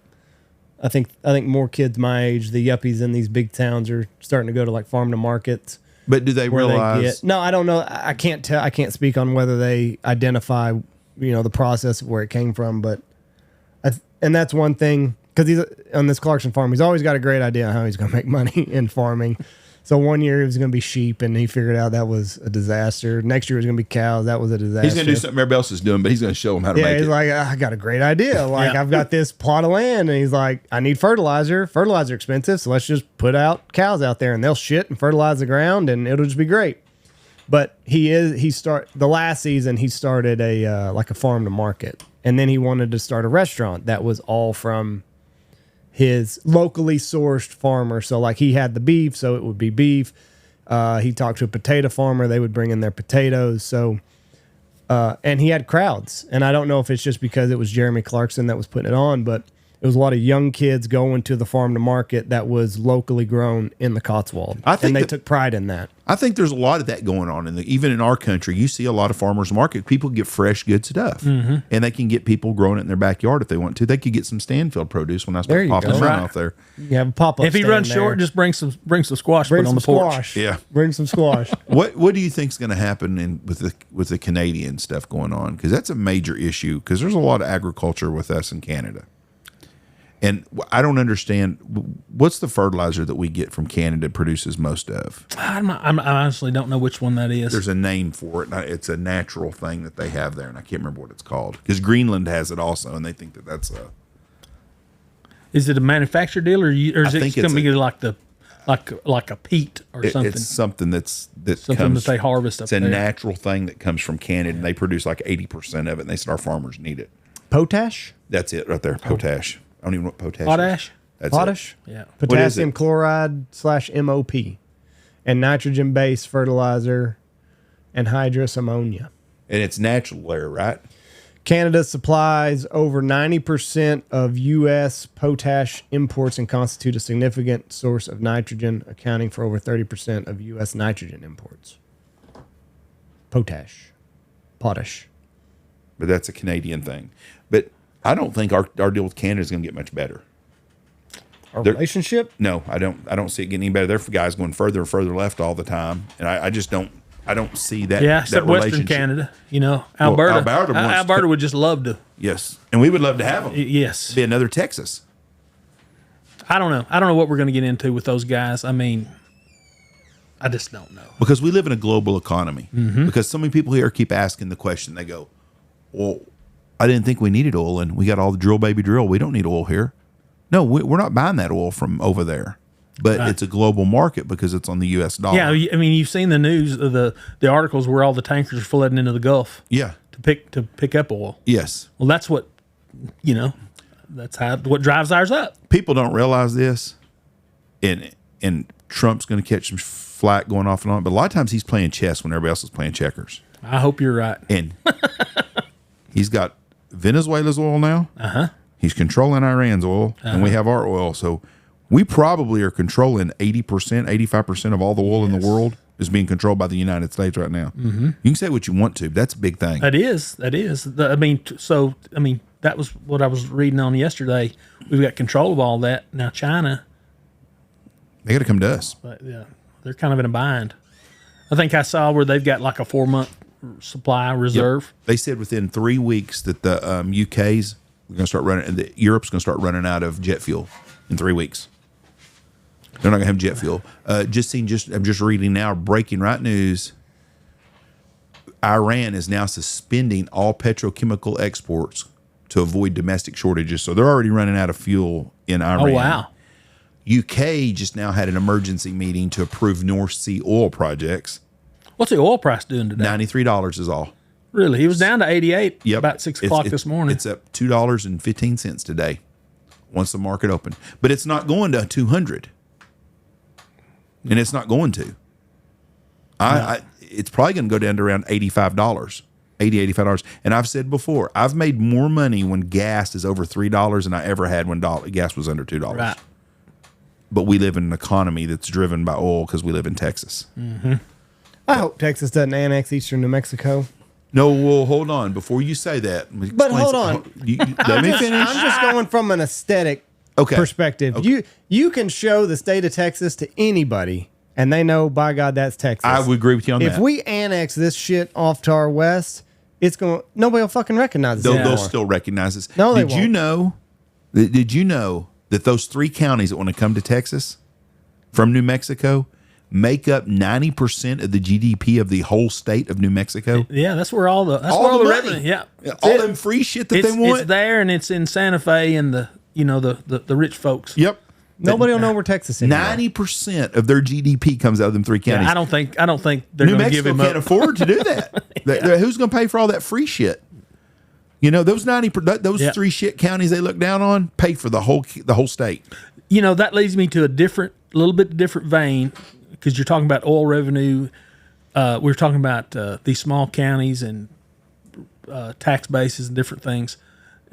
Like in Stonewall County, I just found this. I knew a little bit, but starting in the 50s, when oil kind of got first discovered there and they started kind of getting some booms, oil revenue was paying 80% of the taxes. And everybody else, landowners, were paying the other 20. In now, starting probably 10, 12 years ago, that's basically swapped. Oil's paying a third, and your property owners are paying the other. Have they depleted the oil wells out there? No, it's just the prices, has been down. Yeah, we've lost a lot of production. Same as A out lot. here. Yeah. I'm glad you didn't come out here. Andy come out full-fledged Democrat the other day whining on this show. Did you not? I did. Yeah, he did. He's whining about how Knox City schools should get money from all the other schools here. I was embarrassed. I was like, Andy, you sound like No, it was freaking from. Barack Obama over here. Well, here's the thing: is we're not He's not a voucher guy. we're not talking about peanuts that some of these schools are getting. Like we're not talking about a couple $100,000. Like we're talking about millions of dollars that's going to He's be going to made. double down now on it. That's going to be made off of these data centers, and Knox City always seems to find the short end of the stick. They do. Whenever it comes to the way that the lines are drawn, and these resources go to this school, these resources go to this school, these resources go to this school, and it just seems like we're kind of caught in the middle of all this shit, and nothing ever good. I mean, like I said, like we're having to budget. You know, if an air conditioner goes out, like that's a big thing, and then you got every school around us within 20 miles is putting in new sports complex and new this and new that. And it just seems like with all of this, the millions of dollars that's being brought in on a county, I just don't see how there isn't some sort of sharing. I'm not saying split everything into thirds or fourths, but something. Can I be devil's advocate here like you do me all the Go time? ahead. I don't care. Well, you don't have to get snotty. I'm not snotty. I just, Wow. you're not going to change my mind. Oh, I didn't ask you to change your mind. I'm just asking you. Now, if you lived in Haskell and you were getting all this money, would you be like, we ought to give Knox City a couple $100,000? No. I mean, what are you going to do with all that money? Just sit on it? Yeah, put it in the bank until something else happens because this ain't going to last forever. Yeah. I don't know. I understand your frustration, but at the same time, I'd be a hypocrite to say, oh, they need to fix that because it pisses me off when a kid raises a show animal and busts his ass, goes to the Houston Stock Show and wins $100,000 and has to give $85,000 up to inner city kids in the ghetto that didn't do shit for it. Right. And that pisses me off. Well, I don't some of think that's fair. that doesn't all go to that. There's a lot of scholarships that goes to like 4-H and FFA. I mean, they give some lot of 20 and 10, 5, 10, $20,000 So that money's coming out of those kids' sales? It's coming back. So and that's a beefed up number. I mean, they do that to promote the show, and they've got all these guys throwing money at it, and they get recognition for it. But it does go to some inner city stuff, but it does go to a lot of scholarships. Okay, well, I didn't know that. I thought a bunch of it went to like the Houston inner schools, and I thought, that's bullshit. Those kids ain't raised an animal or done anything for it. Yeah. So that pisses me off when you steal from one kid to give to another kid because one kid don't have as much. Yeah. And I used to always be afraid, like Jayton. People want to live in Jayton, Texas for a reason. Whatever that reason is, they know that their school's going to have everything, the newest everything, because they've got the oil money for it. Plus, and it's a small school. Yes, and they're different than a lot of places. They own some oil rights. Theirs ain't just tax deals. They own some oil production that they bought like in 1930. I read a deal on it the other day. I think they have an income maybe $100,000 a month. That comes Even in. working for the county, it's they have a huge tax base, so they spend their money.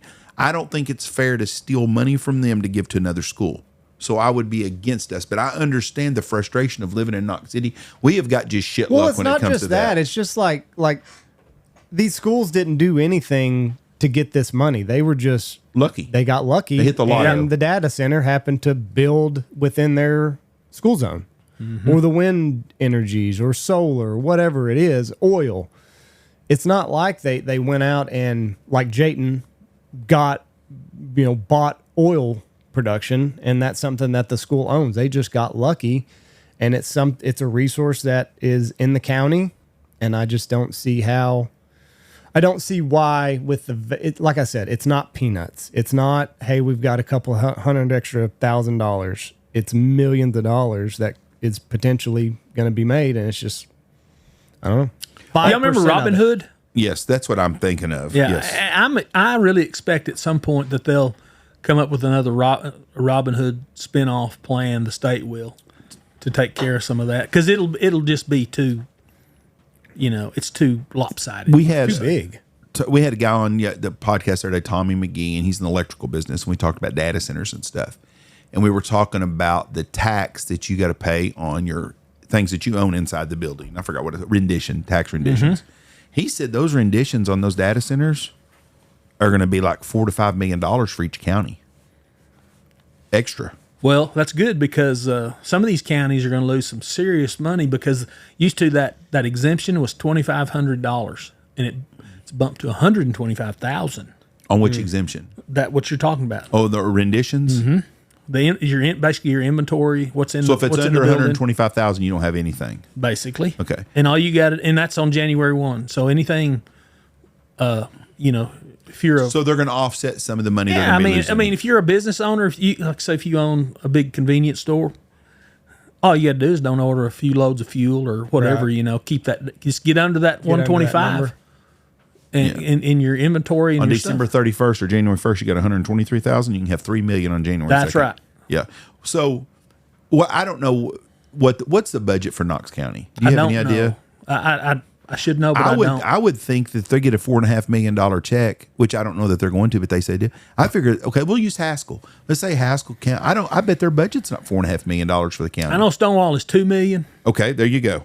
Okay, 2.2 or something like okay, that. so let's say Haskell's is $5 million. Their whole budget will be just that one data center would pay for their whole budget for the county, Yeah. not counting anything else. Anybody else doing that? Yeah, so you do an abatement on that, and you get whatever. If you do that for 10 years, if you're smart with it, you're almost working off an endowment Yep. at some point. That's just nuts that's the kind of money. But yeah, our school system is getting screwed on that deal, and some schools are going to hit the home run. Well, on it. we're not. It's just we just weren't lucky. We're not getting screwed. No, I mean, we are screwed on by where we're located. What I meant screwed. Oh. Nobody has screwed us. We just got bad luck. I mean, our county, our school district lines go right to where the shit starts happening. It's kind of like someone looks at a map and say, well, we're not putting it there. That would benefit Knox County or Knox City schools. Well, I think there's more space on some of these other schools that have. You look at Mundy to Seymour. There's like 20 miles right there. Like we're 10 minutes from Mundy. We're 10 minutes from Benjamin. We're landlocked. Yeah, you're just kind of landlocked on everything that is happening. It's like we're in a transition too. So say the 30s, 40s, 50s, we turned into an oil-based economy from an ag economy, basically, to pay the bills. Right. We're transitioning to this Right. Yeah. because the oil is playing out. And there'll be something after this. Yeah. I don't know what it'll be, but there'll be something else coming up. So when those things come out, you either fight it and don't let it happen, or you capitalize on it the best you can for the future. Because these opportunities don't come along, whether you like them or not. That's a lot of revenue, and if I don't know how to. I'm just very neutral on them, but I recognize that there's a lot of money. I mean, there's a lot of potential to benefit our schools. Yes, you had a meme yesterday, or saying you said the three things you don't talk about: religion, politics, and data centers. The family right. together, and that is the damn truth. People, because I have people reach out to me all the time. I was like, "What's going on with all the data centers down there?" I talked to a guy the other day that doesn't live anywhere near here, and he goes, "Y'all talk about the data. What's the big deal with data centers?" So if you lived out here, you'd know. I said it's got a lot of positives, and there are some negatives. Yeah. And I said it's like anything else, but I said it's kind of like a modern day gold rush. And I'm sure the people that lived around the Gold Rush area did not like all the miners coming in. They like the life they have. Mm-hmm. And I said, the people that are making a lot of money here are really, really happy. Yep. The people that aren't making money are not real happy. But there's opportunities here. There's no reason for anyone to be unemployed in our area right now. There's tons of jobs out there, good jobs If too. you don't want to work, and if you don't have a job, it's because you don't want to work. That's right. Or can't. Yes, there's places out here that are hiring, and the economy is booming in some areas, but we have some negativity on it. Now, when it all settles down 10, 15 years from now, and we got a big tax base coming at it, there's going to be some good jobs out here. Things will level out again. Mm-hmm. But you better jump on and try to, I'm trying to find a way. I would love to lease some of our lodge out in the off season. Right. I've had a couple of Google. I got the email from them the other day. I'm hoping that works out. It hasn't yet, but I'm going to be as guilty. I'd be a hypocrite to say I hope it doesn't happen because it'd be a nice income. Yeah. But, and I don't think this is a short-term deal. I think this is going to be about a decade of this going on out here. Probably. Yeah. And then after that is going to fizzle out. And when you look at the attorneys these people have, like as soon as you hear about a data center popping up in your area, there's nothing you can do. I mean, these contracts are so ironclad. Well, if I was a raising landowner and I had 10,000 acres, 20,000 acres, and I've been running cattle on it and either breaking even or making $20 an acre or whatever, Yeah. and I've got an opportunity to take a portion of it and get filthy stinking rich, it's my land. It's my right to do that. Yeah. If I make a deal, it's probably going to happen, and the county either needs to participate or not. Yeah, you can't tell someone what they can do with their land. The funny thing out here is if they just found a new oil field where all this shit's going on out here, and they had a man camp because they were drilling oil, There wasn't nobody out here say a damn thing. Nope. Everybody, it's because it's something new. I don't like the windmills because they're an eyesore. Mm-hmm. But I've never ever bitched about a pump jack going up and down. We've hunted and farmed and fished and everything around them for 50, 70 years. It's ingrained in us. That's not a bad thing because it's oil. Yeah. Where if you put an oil well, if you put that windmill somewhere up northeast, they'd be like, oh, that's green energy. But if you put a pump jack up there, they'd be raising freaking hell. Mm-hmm. Some of it also is just the lack of transparency by some of these companies. Yeah. They can make it a lot easier on themselves. Because one of the people's main gripes is water. The other one's electricity. But the water, we never can get a straight answer. Is it closed? And I think they're all going to be closed loop. But how much water are they going to use? You know? They're putting more water on the ground trying to keep the dust down to build roads and gravel than they probably are for the whole data center. The construction is probably the biggest usage of it. And I share that concern. My bigger concern is electricity. I don't want to compete with them for electricity. Well, I know they got their solar farms. They got maybe some nukes in the future, some different things. But still, if mine goes up just because that thing goes in, I don't think that's fair. Because I think essentially we'd be subsidizing a portion of that. Because they're going to get a better rate because they're using more. The guy, they're supposed to be building their own power sources, and anything excess that they have, and they will have excess, they will put on the grid, which should make our cost go down. I don't buy that. I don't think it'll go down much, but I mean, it ought to be on a free market. I don't want them to get electricity cheaper than we get. Now, I'm also not stupid. If you're using 1 million pounds of something, I'm just going to use pounds because I don't know megawatts and shit. If you're using 1 million pounds of something and someone else is using 5 pounds of something, well, yeah, you're going to pay cheaper per pound for using 1 million of it than you will 5. I get that. Yeah. That's in any business. That's the way it goes. But if my rate goes up because we're having to put in infrastructure, that's not right. Yeah. That's the problem. But the long-term goal is we're going to need something new out here because oil's gone out here for us. Mm-hmm.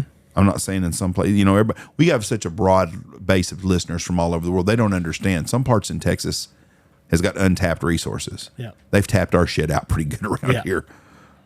60 years of tapping. Yeah.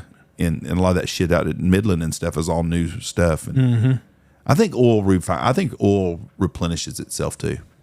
I don't know. I think we would have been out a long time. Some of the big places, as much as they're drawing out. It could. I mean, you look at Iran. I just saw yesterday where they're 20 million barrels of oil they've shuffled out somewhere in a hidden way. 20 million barrels is a lot of fucking oil. That's a lot. And I'm thinking, and they just done that in a couple of days. How much fucking oil do they have down there? Yeah. I mean, that's a lot of freaking oil. And look at the way they manage it. Look at that type of country. It's a dictatorship. You got poor people and the government. Mm-hmm. And here we're getting close to that. We are, but we've always kind of spread our energy has been part of our infrastructure to keep the economy going. Theirs, they just sell it to somebody else, bank the money, and throw bread at the poor. Yeah. And so, I saw a guy the other day said, he goes, if you think you live in the United States is bad, go live in a third world country. Oh, yeah. He goes, go there and see honestly and go live for a year and see what it's really, really, really, really like. And don't go stay at the nice hotel. Go become you can go to anywhere in America and find middle-class people. You go to third world country, you know how hard it is. There's no third class. There's no middle class. You go to Mexico and you try to find a middle-class family. Go find a neighborhood that's just middle-class folks. Soccer fields, elementary schools. You're not finding stuff like that. No. You're going to find wealthy neighborhoods or ghettos. Yeah. Nothing in between. And this is not throwing shade at anybody that's below the poverty level in the United States, but there's some, our poor live like kings compared to the poor. Mm-hmm. And, I've been to like Romania, I've been to some other countries, and I've seen some poor folks. It's a totally different world. You can go over and you can turn that sink on and you got clean water to drink, you're ahead of a lot of people in the world. Mm-hmm. And if you have hot water, you're really, really, really ahead. Andy says it best all the time. The wealthiest person in the 1800s don't live as good as we live now. Oh, no. And we're poor people. And we live a damn good life compared to what the wealthiest person. Yeah. When you go, I went to have you been to the Biltmore, Nashville, North Carolina? I have not. We went through it. It's like the biggest house in America. I don't know how many, 50,000 square foot home or whatever it is, but it was the cat's meow. And then when you look at their little toilet system they had, yeah, we've come a long, long way. I'm telling you right now, a long, long, long way. Thankfully so. You wouldn't want to go back in time? Fuck no. There's a lot of things I'd like to go back to, but I think the 50s, 60s would be a great time. just because the people in society. Yeah, I mean, we were coming out of World War II and everything. I mean, like there were jobs. Our farms, our farming communities were still intact. It was just we could kind of spread the wealth around a little bit. You can have a good life. And if you use a young person who want to start a business, a bank would loan you some money. That's another thing that kills our country right now. How does someone trying to start a business ever get there? Help buying a house. What do they want you to put down now? Well, I'll tell you what. A friend of mine just graduated college. Young man, just graduated college, just got married, bought a house. The banker told them that they will not even talk to someone about buying a first-time home unless they got $50,000 to put down on a house. Who the fuck could ever afford that shit? That's a whole new problem, you know. I mean, but who the hell is? If you can't buy a house, and I think it's 20%. I think it's 20% is what you got to put down. I bought a house last year. I should know, but I think it's 20%. Yeah. So the average house is 300. So $300,000 house at 20% would be $60,000. So 50 would be right. Yeah, but I mean, how many people out there trying to buy a first time home have been able to manage to put $50,000 up? Most people under 30 can't save that kind of money, especially if you got a kid. Especially if you've been to college and got college debt. Yes. And college debt and kids. There's not nothing more expensive in the fucking world than a damn kid. You know, and people that wait to have them, I'm gonna wait till we can afford them. Well, you're going two steps backwards. Yeah. Your life when you get old is gonna be miserable because you ain't got no kids or grandkids to take care of you. But I mean, $50,000 for young folks to buy their first house. There's got to be some kind of program with the government because it's not like you're sitting on something you can't sell. Right. Well, we're 10 million houses short. Yeah, that's what I meant. And the other thing is who owns those houses? BlackRock. Maybe out here it's still an individual, but you get in other places. Mm-hmm. 4 corporations own all the houses. Well, there should be a housing shortage. Should be getting better because we're deporting all these illegals. There's some free housing coming up right there. One congressman did say, "Well, I know how many people we got to deport now. Yeah, I got a benchmark for it." A friend of mine lives in Austin, Texas. Told me they had a family bought a house in their neighborhood. 24 illegals were living in the house. Oh my gosh! In one house, 2 bathrooms. 24 fucking people. They work at the data center or what? I'm just telling you. I mean, that's crazy. Yeah. 24 folks in one house. Well, there you go. Don't take 10 million people. It don't take very many houses like that to fill that 10 million up. Wow. I don't know. 50s and 60s would be good. You could still, figure out a way to get started. And then you had the 80s were fun. 80s. I had a great time. The boom in the 80s, 90s was good. So, I think anybody that started their life in the 50s and 60s, they had probably the best run that America's had. Yeah. Because they had the boom in the 80s, 90s was great, and then 2000s got a little bit rough. 70s were dicey, but it's easier. You were the last generation of a child, your age group, to grow up in a somewhat normal type, regular thing that the 70s kids had. You had TV and you had video games, but you played outside. You went outside. You didn't come home and want to play video games all day. Mm-mm. Your parents didn't expect you to do that. You had a semblance of the same thing we had. There wasn't a big difference in your childhood and my childhood. Just a little more technology. Yes, yeah. But it wasn't much different. But nowadays, my grandkids' world's completely different than the world that I grew up and that you grew up with. What gets me is if you get on X or any social media, it's the pushback from the Gen Z and millennials. I mean, they hate the boomers, man. And the boomers they're holding all this money. I wish they'd all die, So, well, you're probably not going to get that money anyway. But to attack another age. Well, I think so. As a millennial, it's the boomers' attitude of just work harder, pull yourself up by your bootstraps. When the average person in their 30s now is working 2 jobs basically to do what the boomer did on a single income. So I don't necessarily know that it is the assets that the boomers have. It's just their attitude to how tough things are right now, because the boomers all they knew was hard work, and all they knew was if you play the game, if you play hard enough and you put in the hours, you will be rewarded. Well, it was just kind of the system of what we were in back then. Yeah. It was yes, you could work hard and get ahead in life, and your wife could stay at home and she could be a housewife, where now both partners are working. Both partners are probably working multiple jobs. So it's not that the boomers have so much. It's just their mentality of, well, you're just not working hard enough, when that's not the case at all. Oh, give me a break.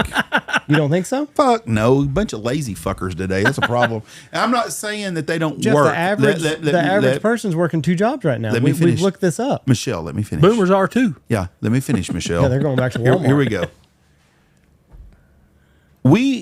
The boomers didn't have to have a $1,500 fucking cell phone.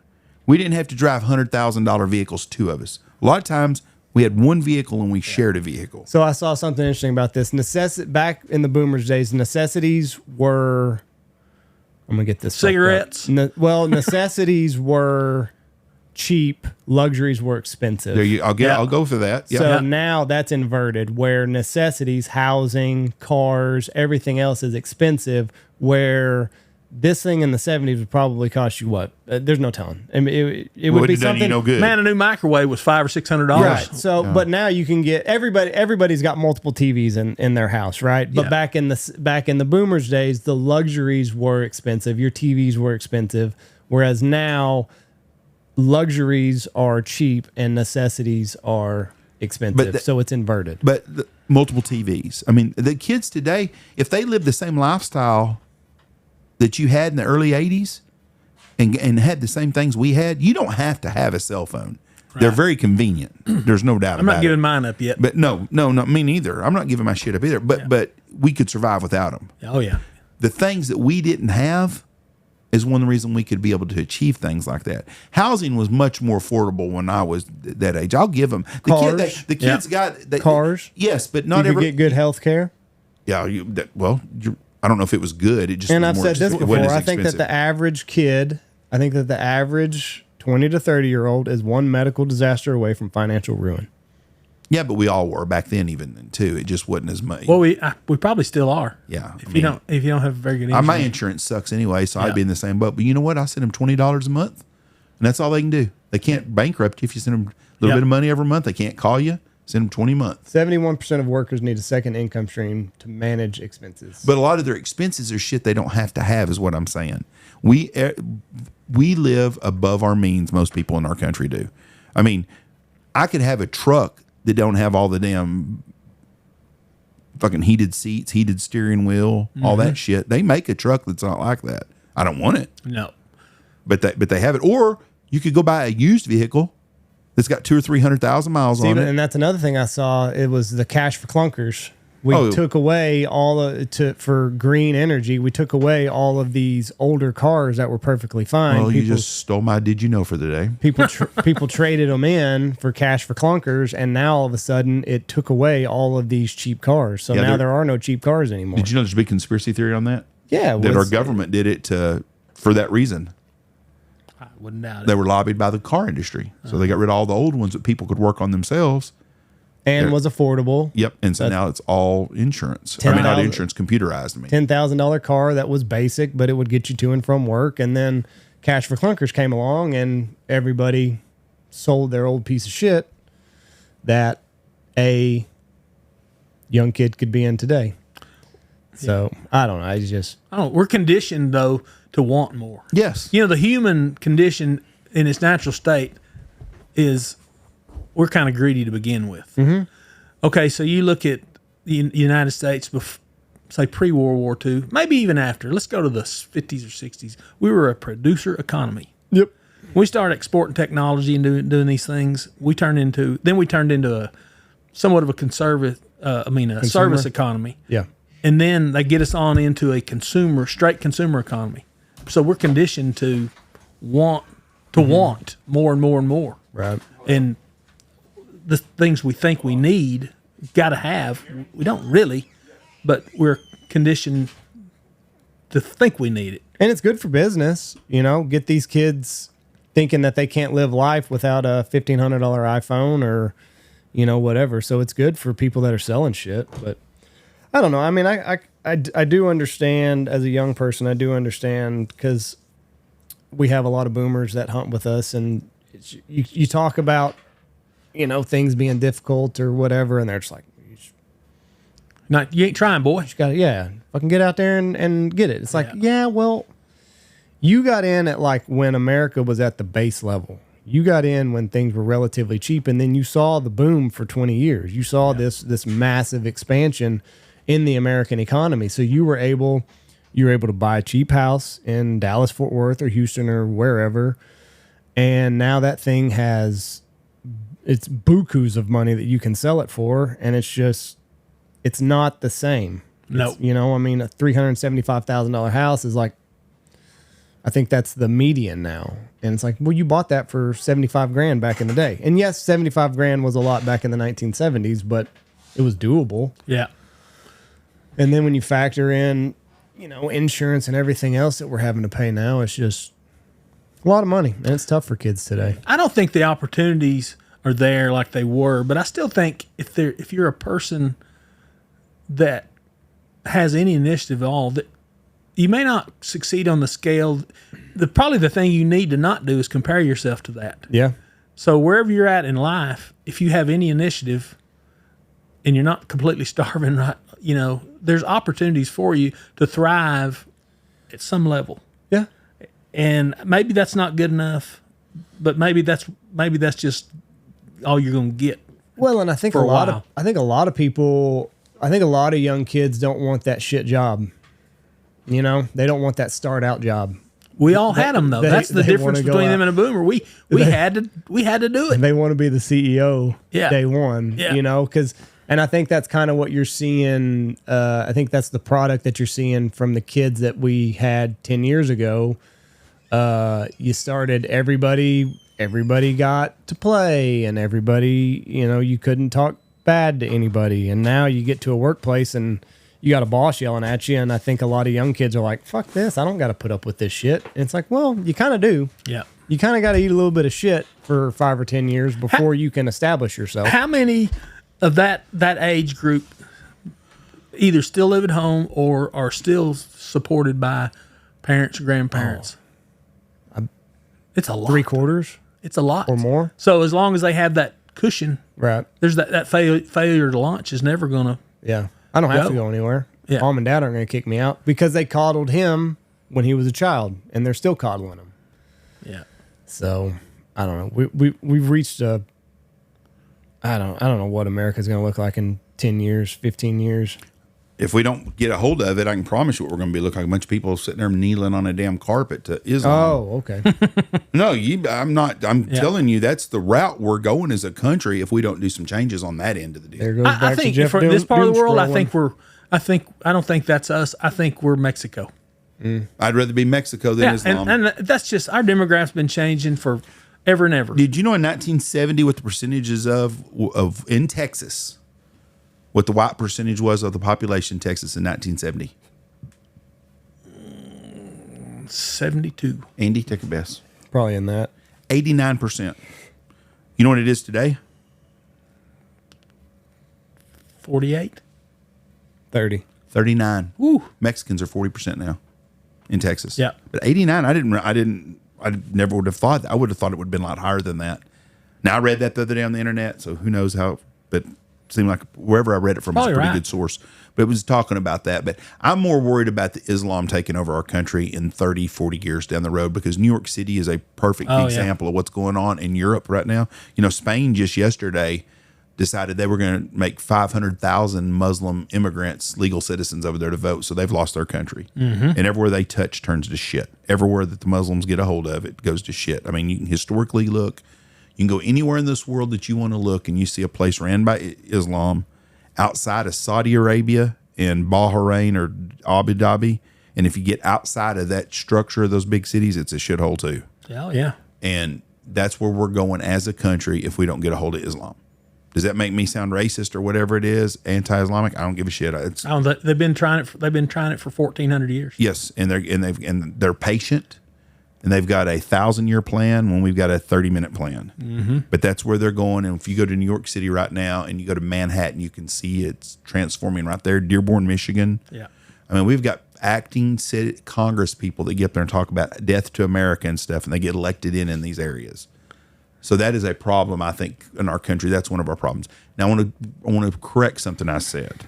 I'm not changing what I said, but young people are not all lazy. No. And it is a harder deal for them to get ahead than it was before. I understand that 100%, and I feel for you on that. But what my point was is there's a lot of things y'all could give up in your lives that we didn't have in our lives, and that's how a lot of us did get ahead. Yeah. If you'd have strapped a $100 cell phone bill on us in 1984, a lot of us would not have had cell phones. Well, we had That's a week's opportunity. wages. That's right. But you know what? We did have a chance to have when cell phones first came out. I didn't have a cell phone for the first 3 or 4 years. I couldn't afford one. He was way up in the 90s before I had one. Yeah, because we couldn't afford It was them. a bag phone. Yeah, but we couldn't afford them. Yeah. When they first But came do you out. not think now that I'm not in the corporate world, so I don't know. But do you not think now that if you don't have instant access to an email that your boss just sent out, do you think that you're as appealing as a job candidate to somebody that does have? Again, this? I'd have to agree with you on that. Yeah. I'm not saying. I mean, there's it's like right now we're in this instant communication world Yes. where I send out a text message, an email, or whatever, and I expect a speedy response. Do you not think that somebody that does have? Do you not think that this little device that most people carry around wouldn't look good on a job interview? Like, yeah, I mean, I can get back to anybody in 15 minutes if I need to. Did we make fun of the kid that came up here to help us last year that had a flip phone? Right. Yeah, we did. We had a kid. He's going to medical school and he had a flip phone. It's like, how'd you get down here with no navigation? Had a map. He wrote He's it all going on to a the map. top. Yep, we're going to be probably the But boss I just one day. think that in this instant communication world, if you don't have this, you are severely, severely behind. I would agree with you on that. But there's other things that they could give up in their lifetime. They don't have to have 5 different streaming platforms. Yeah. Why don't you have 15 different streaming platforms because football season's over? You don't want to spend the extra money.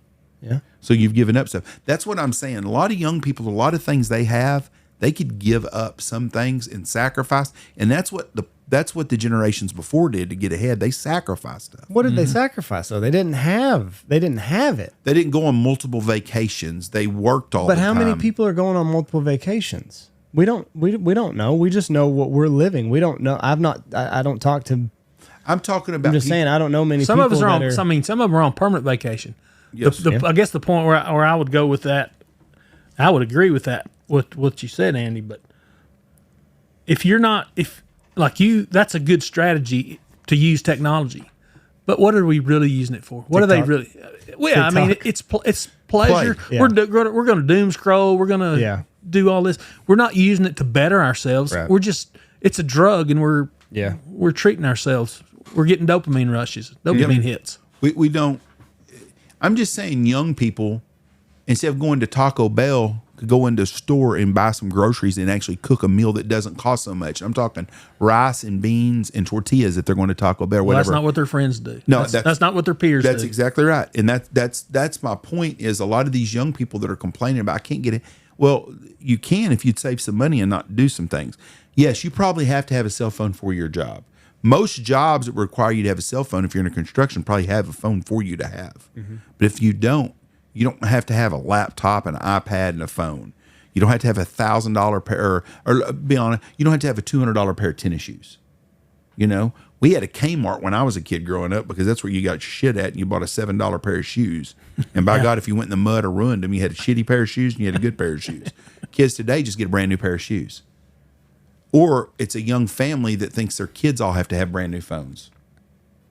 That's what I'm saying. I'm not preaching to you if you're busting your ass out there about you don't need to give up shit, but don't complain to my generation about you can't get ahead and can't do nothing when you're not giving up and sacrificing stuff like a lot of people at my age did to do things. We're Gen X, so we're ignored anyway. Yeah, exactly. Nobody trashes Gen X. It's always the boomers. you know, and yes, boomers. we do go on multiple vacations a year, but you know how many of them we did when y'all were growing up? None. We didn't do that. We did that once y'all were out of the house. But these kids today think they need to keep up with what everybody else is doing, and you don't have to do that. Nope. You know? What about the young guy that plays golf twice a week? How much does it cost to go play golf? Don't play golf. Buy a house.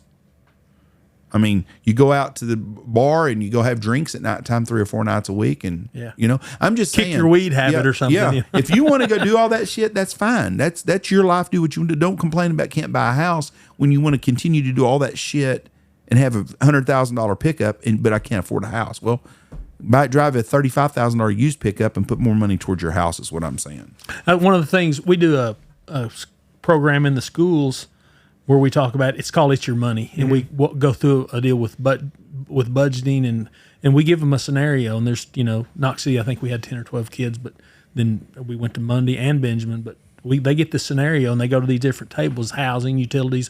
They have to work through that budget, and they may have a kid, they may have a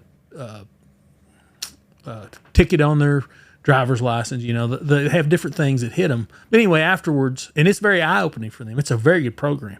But afterwards, we talk to them about, well, what'd y'all think about this? Y'all gonna have kids? You're gonna have to make some decisions, because here in about 3 months, you're gonna be on it. But one of the things that I stress to them when it's all over is, you have been living at the house all your life. You're 18.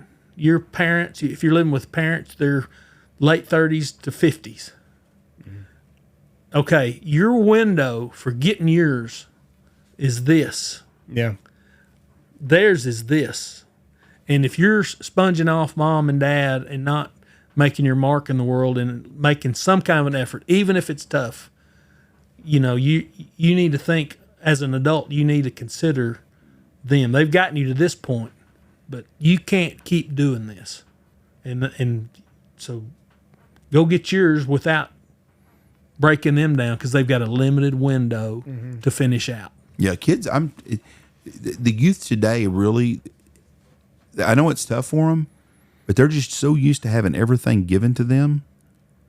And you find very few. I think farm kids, the last kids left out there, just about on average. I know there's, someone's going, oh, God, my kids don't like that. Well, your kid's different then. But you look at his friends, and most of them, they just don't have a lot of desire anymore to go.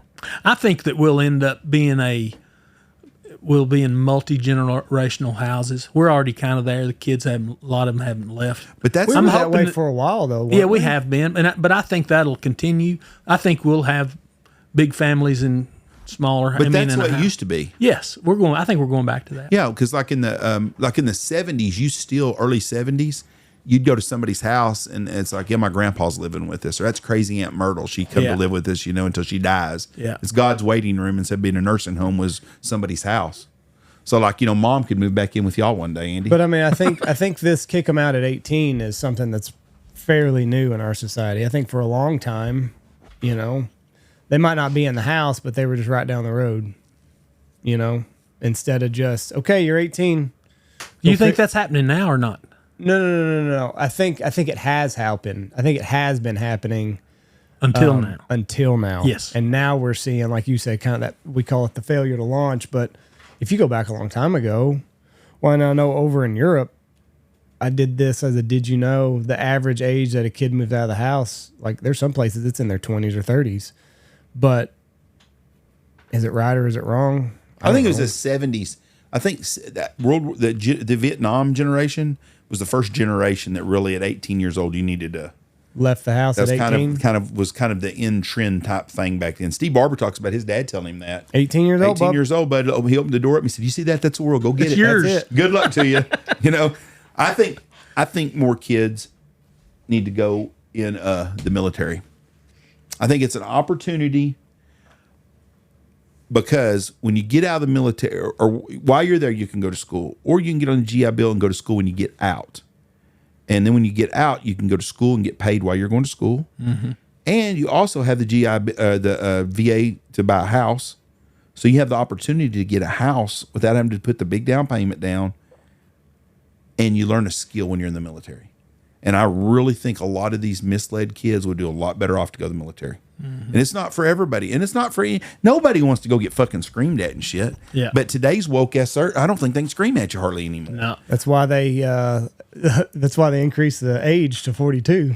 so you can You get can screamed at. still yell at me. yeah. I was used to getting Still out yelled of at. that deal. I was used to getting yelled at. But I really believe that a lot of young kids, if you're 19, 20 years old and you don't know what you want to do and stuff, go to the military. Yeah. Well, it's just a fine line as a parent, and I'm going to go through this in the next.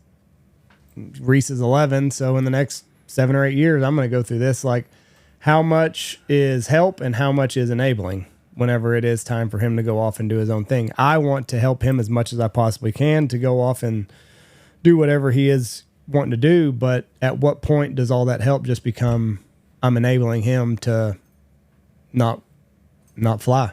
You won't know until he's about 30, most likely. And then you'll know there's nobody out there that can tell you because nobody has an answer to it. Yeah. That's the hardest thing in the world is trying to figure out Where the line is. yeah, because then you get into your heart because you don't want you think, you know what?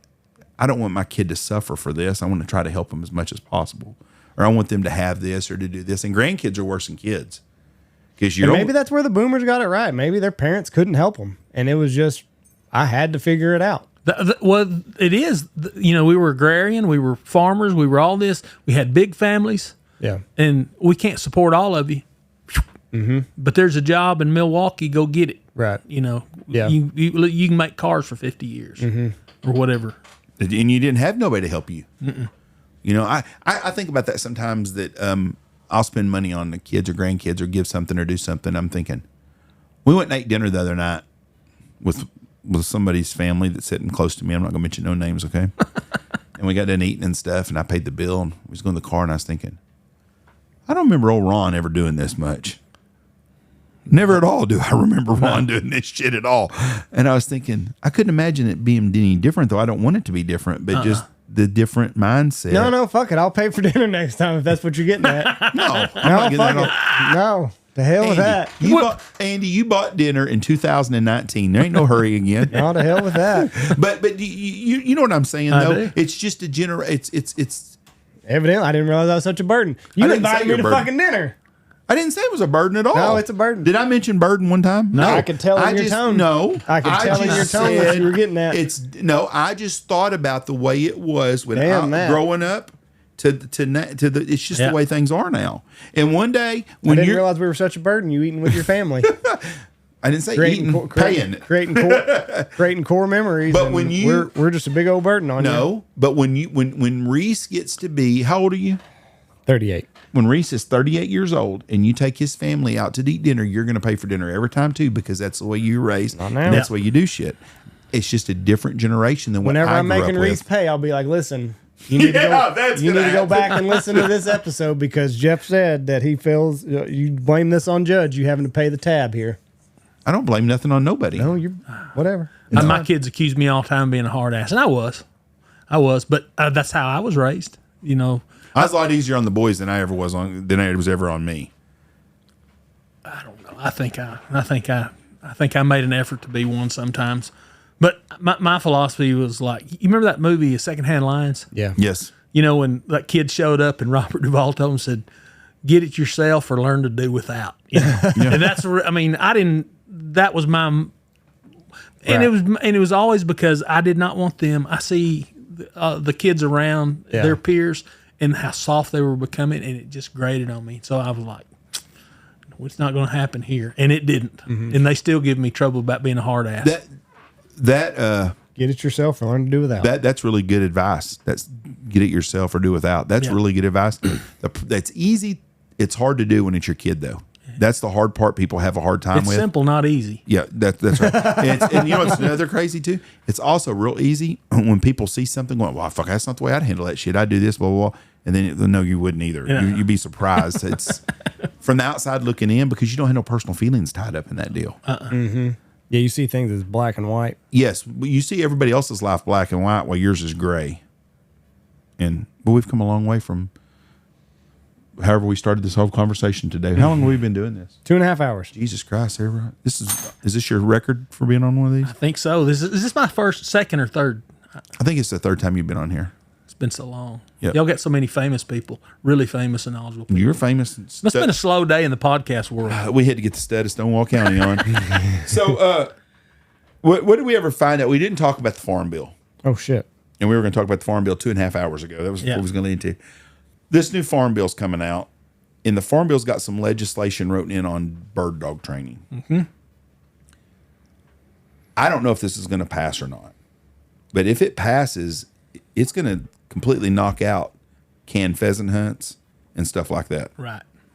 What would be the reason of even doing that? It sounds like some sneaky pork from, from just an anti-hunter. Yeah, I mean, and just some lobbying going on. Get this in there, for on the Democrat side, because that's kind of where that stuff originates. This is what people listening to this that hunt all the time, and most of our listeners are hunters for sure, but I don't think they realize how many places in Kansas, North Dakota, South Dakota, Nebraska supplement birds with their birds. I think a lot of these big fancy pheasant places they go to, I don't think people realize they're shooting canned birds, a lot of them. Right. And there's a lot of canned birds being done. That's a big industry that they're going to take out of. So this was originally set up to end greyhound races, right? To where you couldn't put out, I guess, a live rabbit. And then that has morphed into no live lure is the way it's written. Well, then that would be your birds you use for dog training, birds you use for canned pheasant hunts, live birds, basically. So maybe if they fix that language, it wouldn't be a big deal, but it's the Greyhound Protection Act. Is a measure to help greyhounds and end organized gambling on commercial greyhound racing. So, and the released ducks. I don't know if you realize this. Did you know they do release mallard hunts? I did not know That's that. huge on the East Coast. Huge. Like they'll take up behind the lodge where we got the pond down here. So up on the hillside up here, you'd have a barn or something. Right. And then you'd have a barn down by the pond where you fed them and they stayed all night. And you put your blind like on a point, like around the corner, the barn would be there, and you'd sit up on the hill here and you'd release 4 mallards. They'd fly right down to the deal, whack, whack, whack, put some decoys out, go, shoot at them, pow, pow, pow. Then they'd do 4 more and 4 more, and I want to buy 70 ducks today. Well, when you do 70 birds, they shoot at 70 birds, you're done for the day. Yeah. Then the guys get done, pick up, then you let all the ones, another 100 fly right down, and they stay down the pond, they feed right there, and then they go in the little kennel, and then you get up and take the birds down there, and that's how they do it. That's one way they do this. Right. Release bird. That's huge on the East Coast. A huge industry. That would be gone. one of the organizations lobbying for this says the claim that it is deliberately vague is false. As a nonprofit organization, we have no position on any issue except protecting greyhounds. Because I guess they were criticizing them, saying that y'all kept the language vague so that it would take out all this other stuff. And they're like, no, we are only concerned about greyhound racing. So they want the rabbit out of the greyhound track. Basically. But they don't mind them using the dummy rabbit. But they said, but with the terminology live lure, that encompasses all of these other things that was kind of unintended. So the politicians have jumped on this on one side. It's going to be, I wonder when the vote is on this. I don't know. The current version of the Farm Bill was amended to include H.R. 5017 during a hearing in the House Agriculture Committee. It is now in the House Rules Committee, and from there it could go to the House floor to vote. The Senate would then have to craft its own version of the Farm Bill. This means the public still has time to write or call their congressman in the House or Senate to request the removal of this provision that targets live lure training, and by extension, their abilities to train hunting dogs. I'm telling you right now, my gut feeling is on this is the hunter is screwed on this deal. Because they need to get that Farm Bill passed because that USDA money is on there, isn't it? All that SNAP money? Yeah, but I mean, the last farm bill we had was 2018. I know. So they don't have to pass one, but they're trying. I saw Trump yesterday saying he was going to do something to help the farmers, and he said this needs to get done immediately, and that's what's got me worried about this. I don't think we'll get a farm bill. I think we'll just get whatever. We'll get a piece of something. So you don't think they'll pass a new farm bill then? I haven't yet. We're 8 years past. I don't know if we'll ever have another farm bill. What's confidence in a is pretty farm low. bill? What is in a farm bill? Is it like how money is allocated to the farmers? Like what is the farm bill from 2018? Well, the majority of it is SNAP. Okay. That's a big part of it. And then the rest of it is government programs for agriculture. But I don't know if it's 80-20. I can't remember, but it's the farm bill the farming part of a farm bill is very small. Yeah, I think it's 80% is SNAP and WIC and all that other shit. Yep. And that's why I'm wondering if they're not going to get it passed to try to get some of that stuff done. Well, that's the reason I don't think they will, is because that's still such a big piece of it, and that really the Does it just keep regenerating over and over again then if they don't pass it? I forget what the term is. They refund it? Yeah, basically. Well, I hope the hell they get it fixed. I hope they take out that stuff. Our politicians don't get along well enough. We're too tribal. We're too polarized for us to. That's the biggest. They don't give two shits about staying in power. No. And as long as there's turmoil going on, and 50% of the people, that's just a screwed up deal. You know what's crazy? Before we get off here, I'm not a Democrat by any means. I'm not even a Republican. I'm a conservative or anything, and I don't like either side. The Democrats in Texas have a great opportunity to win the state of Texas because everybody's disenfranchised what's going on. Nobody likes John Cornyn. I just saw where George Bush is giving him hundreds of thousands of dollars. Yeah. That proofs right there why I don't want John Cornyn. That's right there. Don't vote for her. Yeah, that's living proof for I'm out there on that deal too. But Ken Paxton's got some luggage in his deal. But our state is pissed off at our governor because of the school voucher and all that stuff going on with our school funding and stuff. But the Democrats just can't run a normal person. No. They got to get some whack job. And they do it at every race. It's Beto, Jasmine Crockett, this Tellerico guy. They just can't run a moderate Democrat that could win. Because if you got a moderate Democrat, and the only one I know of in the world is a guy that's on the 5, Dale Ford or whatever his name is. Yeah. I really like that guy. He's got common sense. He's a little social. He has some social program. But some of that stuff I can go along with. But they can't run a guy like that. It's got to be some far left sucker, and they just kill themselves. Mm-hmm. And it's the same on the national deal. They keep getting further and further and further left. Well, people that have common sense don't want to vote for that shit. And it just does. I do not understand that. But both parties want us to be split, and we're about 52 to 48. And it's hard to believe 48% of the people vote left. That blows my mind in this country we live in. Because it doesn't help us at all. No. Well, I think it goes back to the phones. That's all that they see.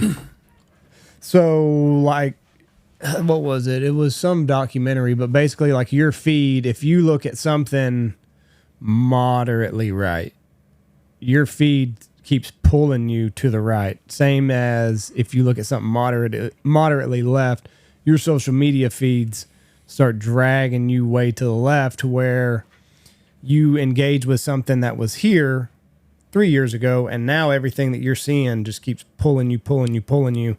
And I think that divide is going to continue to happen for as long as we have social media, unfortunately. Yeah. So you know, when we were social dilemma, I think is what it was. When called. we were in school, they taught us history. Who knows if half of it was right, but they taught us history. I'm starting to wonder how much that shit was bullshit too. But we listened to Logan Pyatt. The Jews wrote the history book. So they taught us history. We had 3 network programs. 3 news sources. You know, there are all these different things. But we whether it was accurate or not, completely, we had a much broader base of what's happening today and what happened 100 years ago. Yeah. Now, it's not. It's what happened last week. Yeah. No more than 6 months ago. Right. None. Mm-mm. So we're led around. So here's a prime example. Remember when Joe Biden was running for president and they were holding him up as this, stalwart veteran. Uncle Joe. Yeah, Uncle Joe. But no, I think I was the only one who remembered that in 1988 he ran for president and he was plagiarizing a bunch of people and they booted him off. Right. And 30-something years later, he's just he's the guy. Yeah. That lack of understanding of history and unwilling to even consider those things is, that's just indicative of where we are. And until and I don't know that we'll ever break that. Could you imagine that he's been him, Kamala, were the best that they could actually come up with, and the whole Democratic Party. And if when this is all played out in the history books, you're gonna figure out he didn't win in 2020. It's all cheated. It's basically coming out now. The Dominion voting machines. It was all rigged, and they cheated in 2020. Trump just had such a big thing behind him in 2024. They couldn't cheat this time. Yeah, but that's the best they can do of the whole Democratic Party because they've gotten so far. Like you said, he wasn't good enough 36 years ago. He cheated. He should have automatically not even been qualified. Yeah. But then they still voted him in for Senate again, over and over and over again. How does Nancy Pelosi keep getting reelected, or Maxine Waters, or John Cornyn? I'm going to vote for John Cornyn if he's a Republican candidate just because I don't want that other dude to win. He's a dipshit. So we're all the same. What's Congress got, a 19% approval rating? Oh, it's horrible. And they get 90% of them get reelected. You see where Eric Swalwell, they're still going to give him his pension? That guy. There's some more cookies going to crumble on that deal. I think now they found out that guy did you see where his best friend in Arizona, that Gallegos guy or whatever his name was? All of a sudden now he's a bad dude. He don't want to do a swallow and stuff. And they went to Puerto Rico and they spent campaign money on their trip down there and shit and all that stuff. Yeah. He's going to be another one. I hope if you're a Republican, a Democrat, I don't care what you are, every one of these guys that's done fraud ought to be booted out. Every one of them in that sex deal should be booted out. Every one of them. But there's no way to uncover it. Even if you uncover it, nobody's going to get prosecuted. No, because that's their own thing. I'm telling you, this is ancient Rome, and what happens in Rome stays in Rome, and they protect each other. But everything outside the Beltway is, it's irrelevant to them as long as they stay in power. Well, just like Los Angeles right now, that Nick Shirley kid, they've got a vote up at in California to make it against the law to try to whistleblow against politicians and fraud. They're voting on that. Yeah. I mean, that shouldn't even be a vote. They should go to jail. They're not subject to that. They're not subject to the same health care. Yep. The poor guy when during the shutdown or whatever it was, when Congress wasn't going to get paid, and he got up there, so I got to pay my. I got $175,000. It's Dan Crenshaw, I think, whining about how they can't make any extra money. There's a different guy, but yes, it's the same thing, just crying over not being able to make ends meet, What do you think happens to him? Who's that? Oh, Crenshaw. He's history. Oh, he's bad news. I mean, he's a piece of crap, too. He's another politician. He'd just fade out. I don't think he's going to be. I don't think he's enough falling to go get Eric Swalwell will be on CNN next week. Oh, yeah. Speaking out against people like on Epstein Island or some shit. That's the way that goes. If the Democrats wanted to win in 2020, had the prime chance. They could have won it legit if they'd just run Tulsi Gabbard. She was in the race. If they'd have run her, she's a female, somewhat of color, veteran, appealed to a lot of people in the middle. But that's very indicative of who they are and what they want. They want somebody that'll do exactly what they say. Because she wasn't going to listen to Barack Obama. And that's who controlled Joe Biden. But she would have mopped the floor with Trump in 2020 if they'd have run her. Yep. Yeah. They didn't want to run her, though. They don't ever want to. Yeah. And what's going to happen in 20, they're already making Gavin Newsom their person probably. Oh, my gosh. Because he's part of that machine, the Pelosi machine. And so they're going to go right down that path again, which I hope they do because I don't think he can win. I don't think anything coming out of California is going to win outside of California. I don't either. But it's going to be a 52 to 48% vote, just like it always is. And we're going to fight afterwards. Yep. Somebody cheated. Yep, every time. That's what it's going to do. All right, we're going to be at 2:45. All right, let's get off here. God bless y'all. Thank y'all for listening to us. Peace. Thank you, Jerry, for being on here. You bet. Enjoyed it. Bye. Bye, everybody.